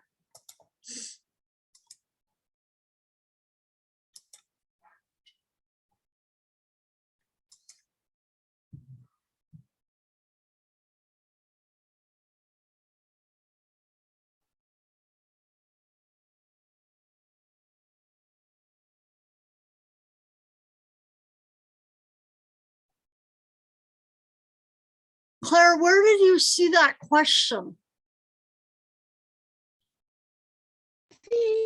I think maybe in the homework or on the test. I did like all of the assignments yesterday that were due. Okay, So because I put my dog down, it was this not a week, good day. everything is a little bit of a blur, but so yeah, I know. But so my brain is on overload from all the assignments yesterday, but Okay. I think it's in either the homework or the test, the Okay. quiz. Okay. Well, the answer is 36 to 38. Cool. Thank you. You're welcome. I think I answered 32, but I don't think there was a choice. It was just like one number, but yeah. Okay. So acid-base balance.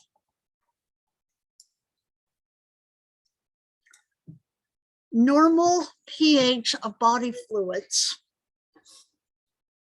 Arterial blood is about a 7.45, 7.4. Venous blood and interstitial fluid is about 7.35. Intracellular fluid is about 7.0. So alkalosis or alkalemia is when the arterial blood pH rises above 7.45. Acidosis or acidemia is when the arterial blood drops below 7.35. So on your blood, the pH of your blood should be between 7.45 and 7.35. A very, very, very tight range.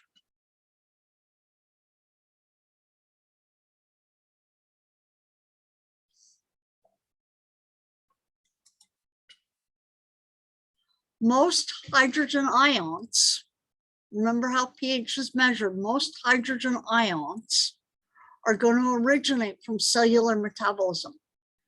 The breakdown of phosphorus containing proteins is going to release phosphoric acid into the extracellular fluid. Anaerobic respiration of glucose is going to produce lactic acid. Fat metabolism is going to yield organic acids and ketone bodies.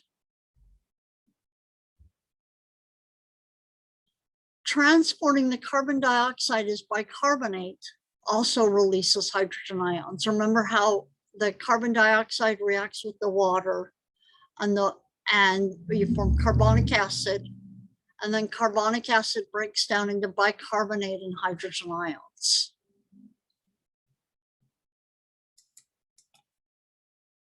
So aerobic respiration of glucose is going to produce carbonic acid, which is going to increase the amount of hydrogen ions. Anaerobic respiration of glucose is going to produce lactic acid, which is also going to increase the amount of hydrogen ions. Incomplete oxidation is going to form ketone bodies from fatty acids, increasing the amount of hydrogen ions. It's what ketoacidosis is when it becomes excessive. Oxidation of sulfur-containing amino acids is going to produce sulfuric acid, increasing the amount of hydrogen ions. And the hydrolysis of phosphoproteins and nucleic acids is going to produce phosphoric acid, increasing the amount of hydrogen ions. All of these acids increases the amount of hydrogen ions.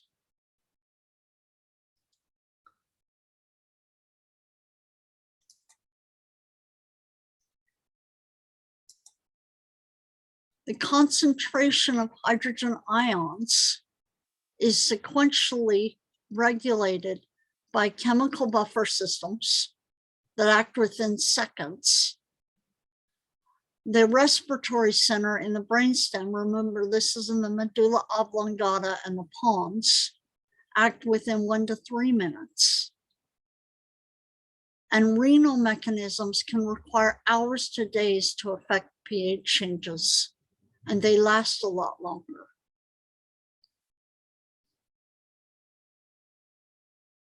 Looking at this diagram, what it's showing here is it's showing how pH is regulated in the lungs and how it's regulated in the kidneys. In the respiratory system, carbon dioxide binds with water to form carbonic acid. Carbonic acid breaks down into bicarbonate and hydrogen ions. The hydrogen ions bind to hemoglobin. Remember this from cellular respiration. Hydrogen ions then in the lungs join up with bicarbonate to form carbonic acid, which then breaks down and you get water and carbon dioxide, and the carbon dioxide leaves in the alveoli. Here in the kidneys, bicarbonate gets transported in the plasma to the kidneys, where it can be reabsorbed, be combined with hydrogen ions and form carbonic acid. Carbonic acid can break down into hydrogen ions and bicarbonate, where you can excrete the hydrogen ions, secrete them, or you can reabsorb the bicarbonate. We'll see this again in 1 second, so bear with me. I know that it's a good overview diagram, but there's a lot of information there. So strong acids are acids in which all their hydrogen ions dissociate completely in water. Weak acids dissociate partially in water and are efficient at preventing pH changes. Strong bases dissociate easily in water and quickly bind up and tie up the hydrogen ions. Think of bases as someone said in my class the other day, they get rid of hydrogen ions. They bind them up, mop them up, get rid of them. Hydrogen ions, give them up and introduce them.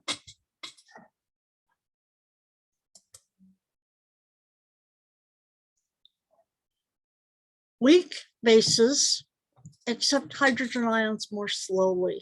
Examples of weak bases are bicarbonate and ammonium.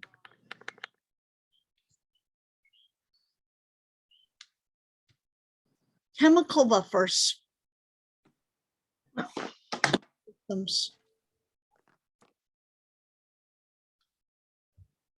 One or two molecules that work to resist pH changes when a strong acid or base is added. There's 3 major chemical buffer systems. You have a bicarbonate buffer system, and a phosphate buffer system, and a protein buffer system. So these are all chemical Are you buffers. done in here? Don't know who's not muted.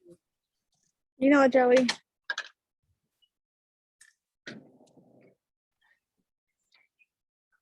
Bear with me just for a second. There. Sorry about that. So 3 major chemical buffer systems: the bicarbonate buffer system, phosphate buffer system, and the protein buffer system. In the intracellular fluid, the phosphate buffer system helps to maintain the pH, and the protein buffer system. Protein buffers include the amino acids and hemoglobin. In the extracellular fluid, the major chemical buffers are the bicarbonate buffer system, like carbonic acid, and the protein buffer.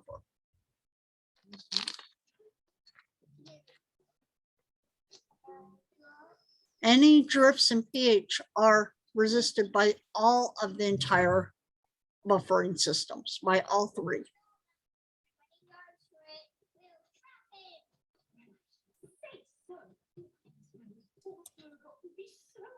The bicarbonate buffer system, remember, this is the one that we've seen before. So this is this one right here.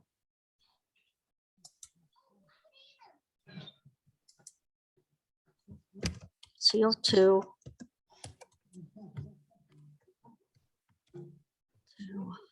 plus water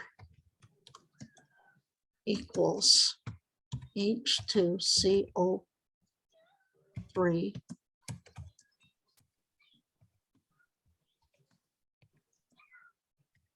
equals H plus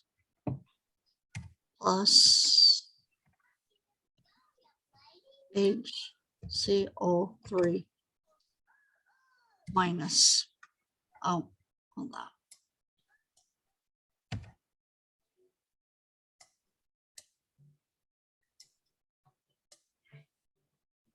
So this is the bicarbonate buffer system.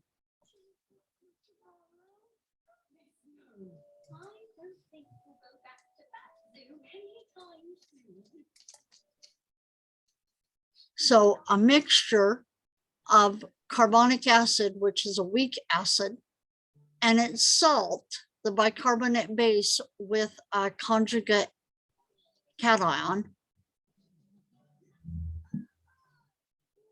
is the buffer. If a strong acid is added, the hydrogen ions are released and it combines with the bicarbonate to form carbonic acid. And the pH of the solution only decreases slightly.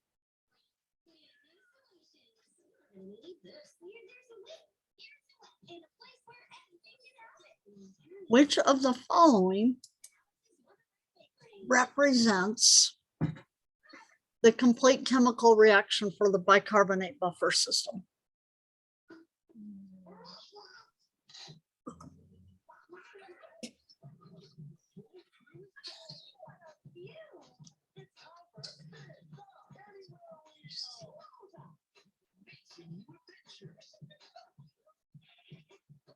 Is it B?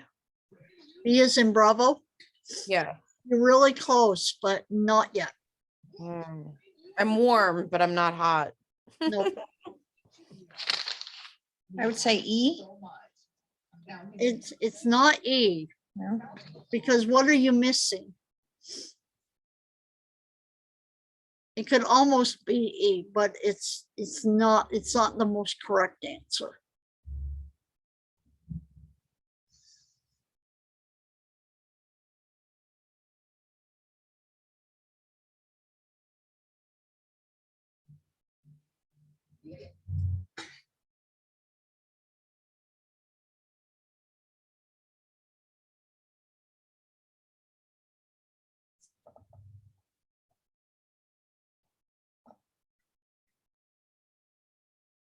What are you missing?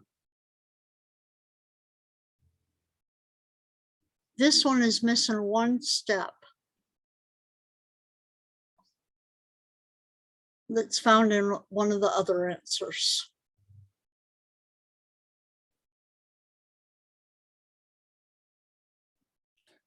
Is it C then? Not C, Mm. because they're in the wrong order. Yeah, I saw that, but I didn't know. Yeah. What's the other possibility? What one has all of I those? guess A. It's A. It's A. Good job, Zena. I just guessed it. I don't even know what I'm talking about right now. Okay. The phosphate buffer system is nearly identical to the bicarbonate system. Its components are sodium salts of dihydrogen phosphate, a weak acid, and monohydrogen phosphate, a weak base. This is an effective buffer found in the urine and in the intracellular fluid.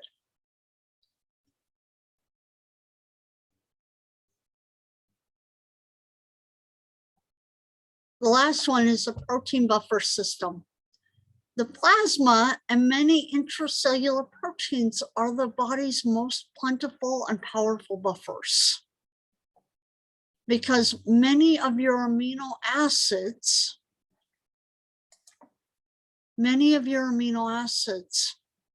are free organic acid groups or weak acid groups.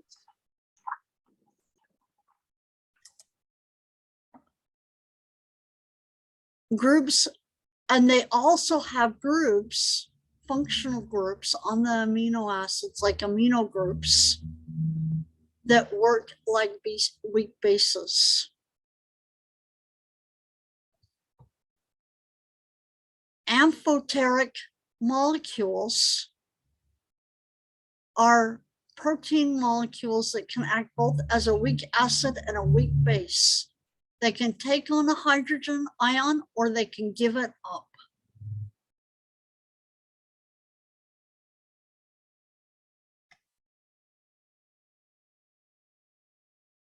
So most of your proteins are your best buffers because they can work as weak acids or weak bases.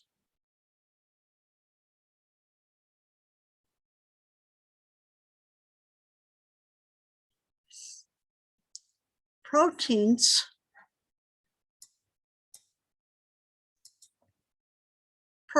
can buffer a drop in pH with their blank side groups and can buffer an increase in pH with their blank side groups. Guys, what were the functional groups found on amino acids? Is it C? COOH?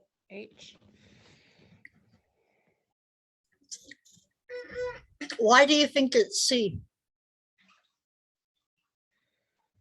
Well, wait. No, I think you're right, but why do you say it's? There's water, carb. Claire, you're right, but why do you say it's C? Because I remember it from the homework. I'm gonna be brutally honest. I just remember that is the formula. Like that's how I memorize stuff. So how would the proteins buffer an increase in the acidity or drop in the pH? They're going to bind up those hydrogen ions, right? Yes. And the only group on an amino acid that can bind up hydrogen ions is the amino group, right? Because it's a weak base. How is it going to buffer an increase in the pH, meaning that there's less hydrogen ions around? It's going to give it up from the carboxylic acid. That's why that's the correct answer. So two other buffer systems. So you have those automatic buffer systems, and they're great. But long-term, they can't resolve the problem. They can't resolve what's going on. They can just work to minimize changes of whatever's going on. The respiratory system is going to try to regulate acid-base balance in a physiological buffer system, where there's going to be an equilibrium between carbon dioxide, hydrogen ions, bicarbonate, hydrogen ions, and bicarbonate ions.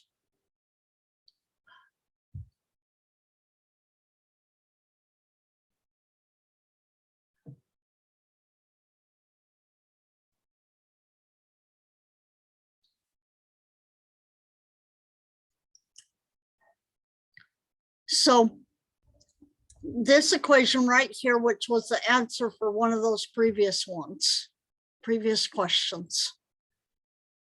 Carbon dioxide plus water is going to create carbonic acid. Carbonic acid is going to break down into hydrogen ions and bicarbonate.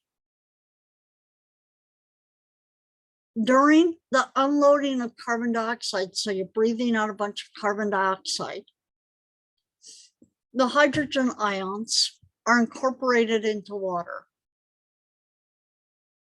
When hypercapnia occurs, which is increasing hydrogen ions, remember that, increasing carbon dioxide levels. Remember how increasing carbon dioxide is an acid? So if we increase the amount of carbon dioxide, we increase the amount of hydrogen ions. So when the body's in hypercapnia or rising hydrogen ion levels occur, there's deeper and more rapid breathing in order to expel more carbon dioxide. And if we expel more carbon dioxide, the hydrogen ion concentration is going to go down.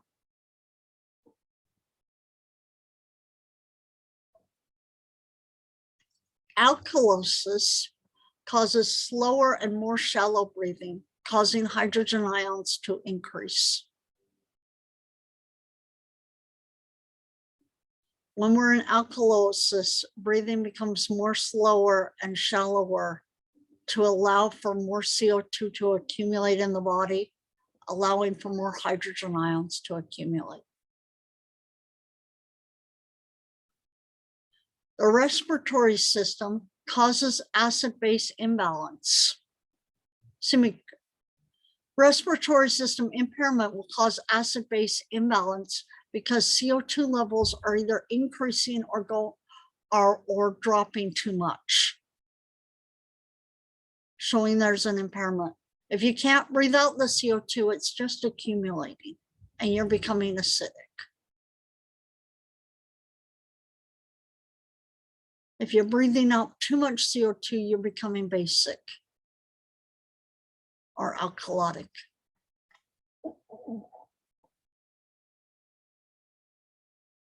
So chemical buffer systems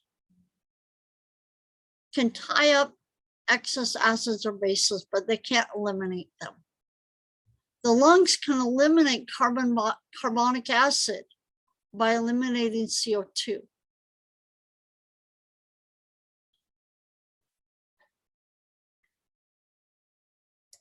On this equation, and I have a video, but I'm going to ask you to watch it on your own time because we don't have the time. This video, this equation right here,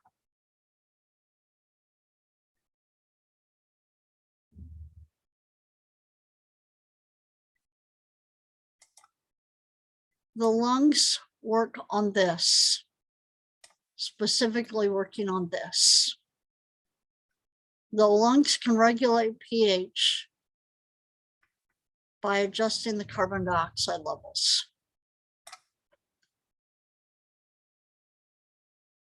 That's the only thing that they can do to adjust pH is to regulate carbon dioxide levels. The kidneys, Recording in progress. the kidneys can only regulate, they can't do anything with carbon dioxide, but they can regulate this.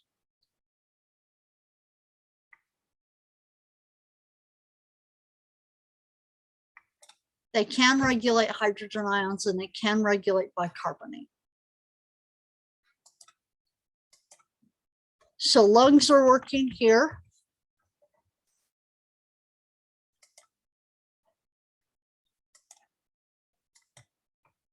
Kidneys are working here.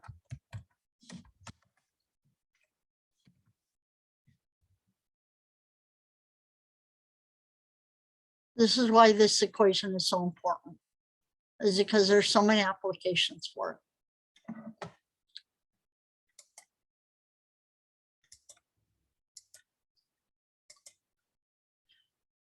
So lungs can eliminate carbon dioxide by eliminating carbon dioxide, but only the kidneys can get rid of metabolic acids like phosphoric acid, uric acid, lactic acid, ketones, and prevent metabolic acidosis.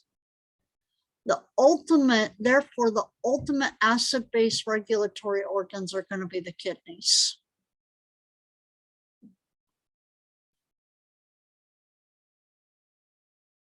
The kidneys work to regulate acid-base balance by doing two things, either reabsorbing or conserving bicarbonate ions or generating new ones,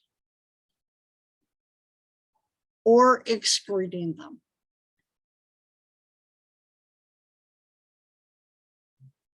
Losing a bicarbonate is the same as gaining a hydrogen ion. If you lose a base that would be used to absorb up a hydrogen ion, you now have one hydrogen ion around and not the base. So remember, these bicarbonate work to mop up hydrogen ions. So if you start getting rid of the bicarbonate, you're essentially increasing the amount of hydrogen ions.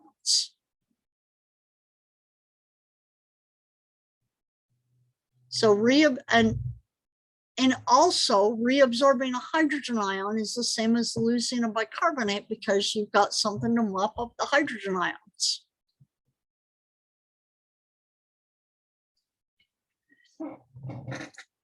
Hydrogen ion secretion is going to occur in the proximal convoluted tubules or in the intercalated cells. Remember, in the kidneys, the only cells that are working to regulate the pH are the intercalated cells. Hydrogen ions come from the dissociation of carbonic acid.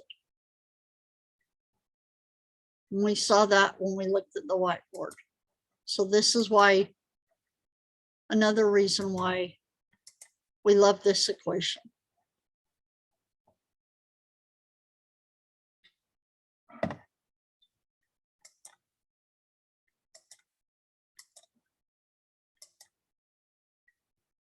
So reabsorption of bicarbonate.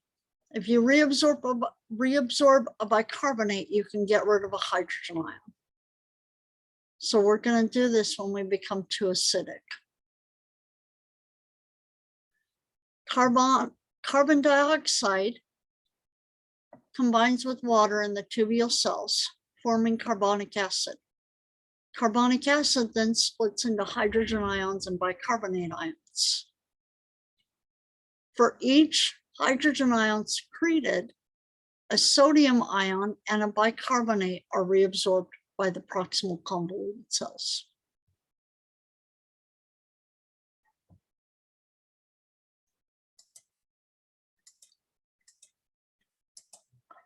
So every time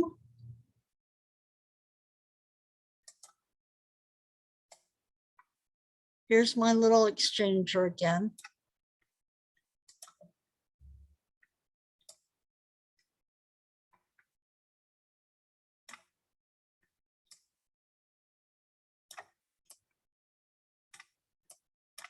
Get one sodium or a bicarbonate.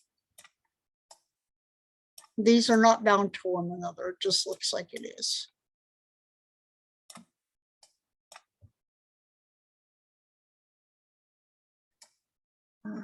hydrogen ions are going to go in the reverse.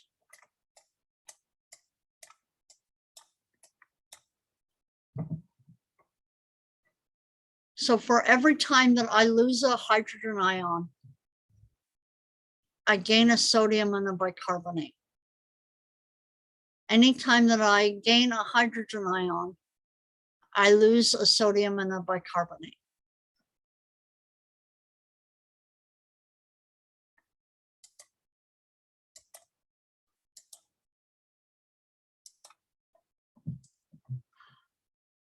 So secreted hydrogen ions form bicarbonate.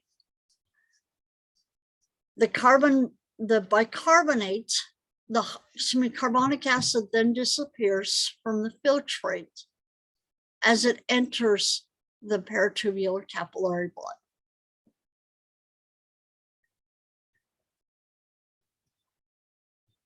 So carbonic acid is formed in the filtrate, which then it disassociates into water and carbon dioxide. Carbon dioxide then diffuses into the tubule, where it acts to trigger more hydrogen ion secretion. So looking at this, and I'm gonna expand this out just a little bit. That's not what I meant to do.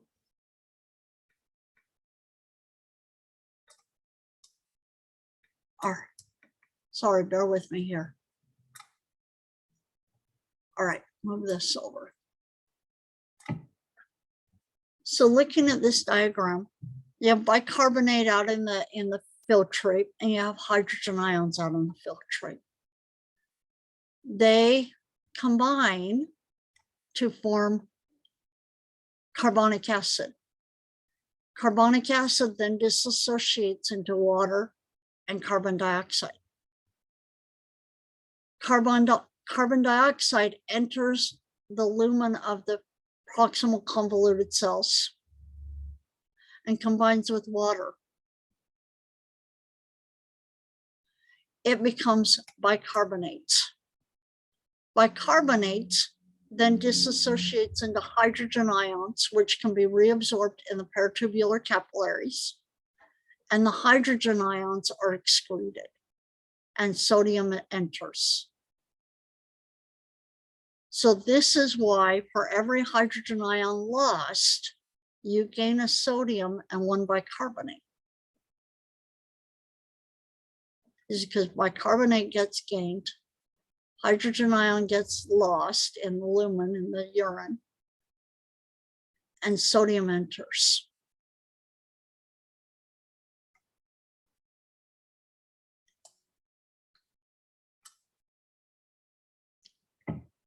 So hydrogen ions the secretion of hydrogen ions must be counteracted by generating new bicarbonate. Hydrogen ions that are lost here have to be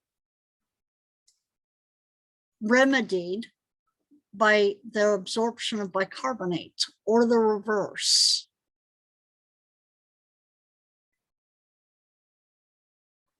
Anytime you give up one, you've got to get another one of the other kind. That didn't make a lot of sense. But hydrogen ions must be, ions that are coming in must be counteracted by generating new bicarbonates. The excreted hydrogen ions must bind to buffers in the urine. Specifically, they bind with the phosphate buffer system. Intercalated cells actively secrete hydrogen ions into the urine, which is buffered and excreted. That's what we were seeing right here.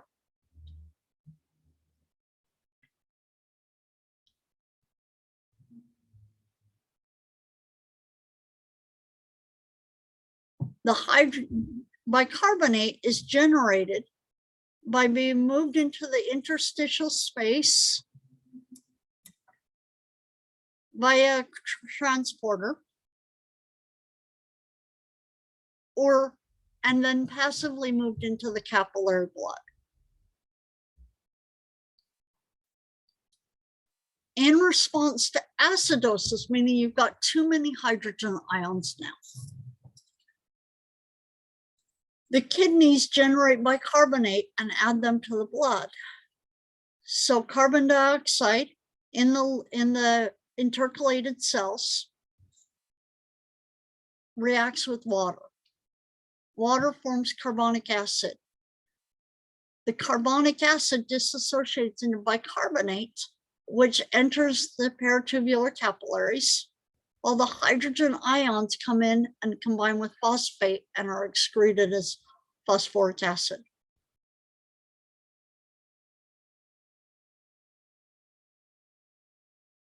So kidneys generate hydrogen ions and add them to the blood, and an equal amount of hydrogen ions are added to the urine. For every bicarbonate that's reabsorbed here or generated here, 1 hydrogen ion is excreted.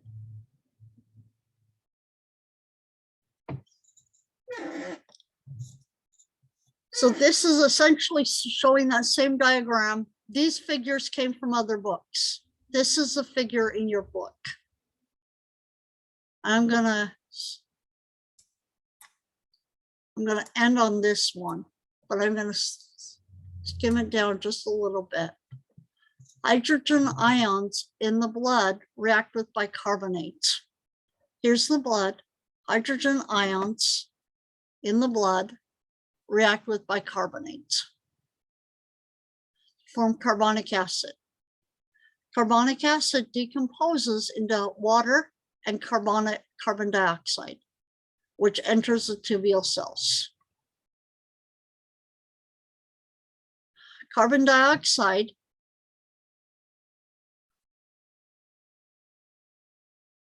comes into the tubule cells where it combines with water again to form carbonic acid. Carbonic acid then dissociates to form hydrogen ions and bicarbonate. The hydrogen ions get reabsorbed. The bicarbonate is secreted.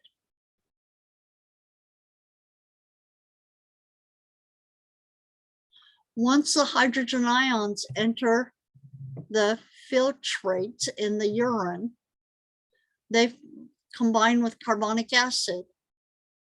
Carbonic acid then immediately dissociates into carbon dioxide and water. Carbon dioxide diffuses into the cells where it then combines again with water.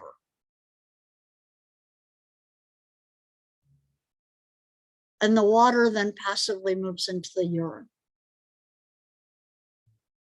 It gets excreted.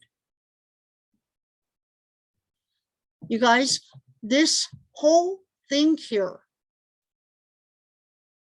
is looking at bicarbonate as a weak base and that reaction that we wrote up on the whiteboard. It's that reaction over and over and over again. That's all it is. It looks complicated, but once you write down that equation and memorize that equation, it's all this. It happens 1, 2, 3, 4, 5 times.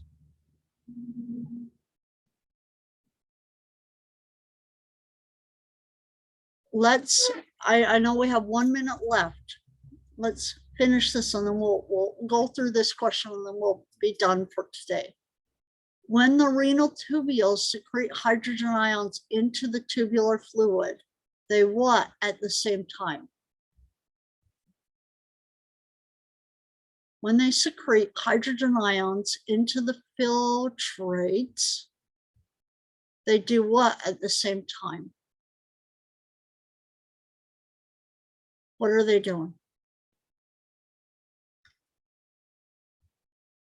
What's happening to sodium?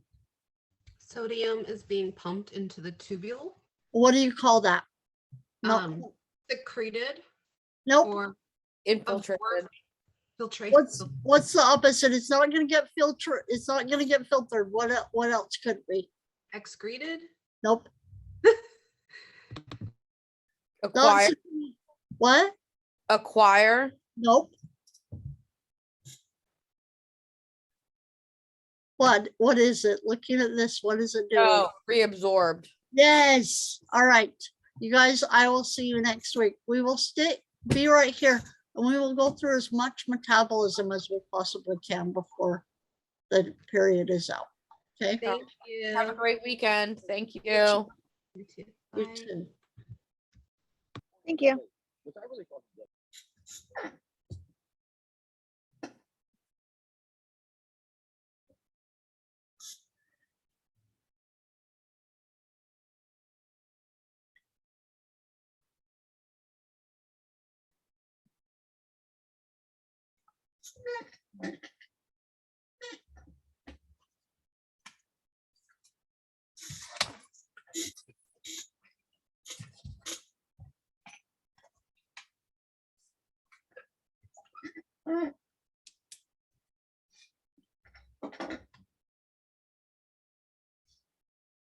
Zena, did you need to talk to me?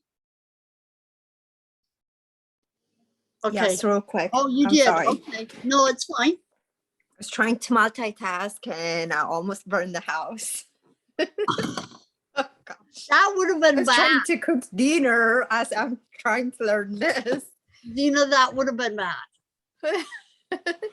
So when I Wait, remember when I wait to- smelled it, I was like, oh gosh, let me go. Wait to add some excitement to the day. I know. I was trying to do Smart Book chapter 24. I think Okay. it was yesterday or last week or something. Uh-huh. And it won't let me. We're still working on this one, but it was saying it was past due. Is that true? Let me, I can see what's going on. Because I don't know. 24. 1 second here.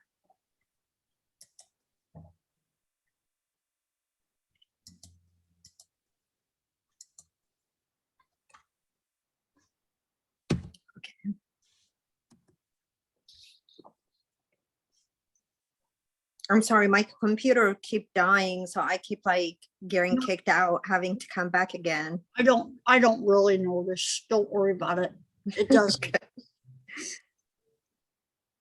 I think it happens a lot, so don't worry about it.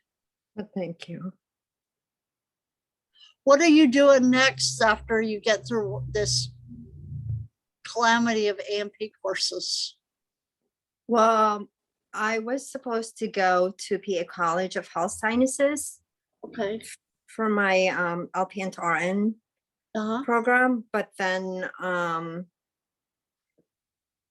don't know, I have like other nurses that graduated from there and they were telling me how they had to like pay upfront for everything, like for the whole year or whatever. So that's like $40,000 or something. So I'm like, I don't know if I want to like pay cash to everything there. So I think I'm gonna like wait to apply with Hack Lancaster and do my clinicals there Where do you live? in Harrisburg. Would you look at commuting to Maryland? It depends how far it will be with my kid's schedule. Yeah, I understand that. What were you thinking? Which school No, I just know there's a lot of schools that you are can. they? There's a lot. Huh. And now that you've got this background behind you, which, you know, I'm sure this has been an adventure for you. Yeah.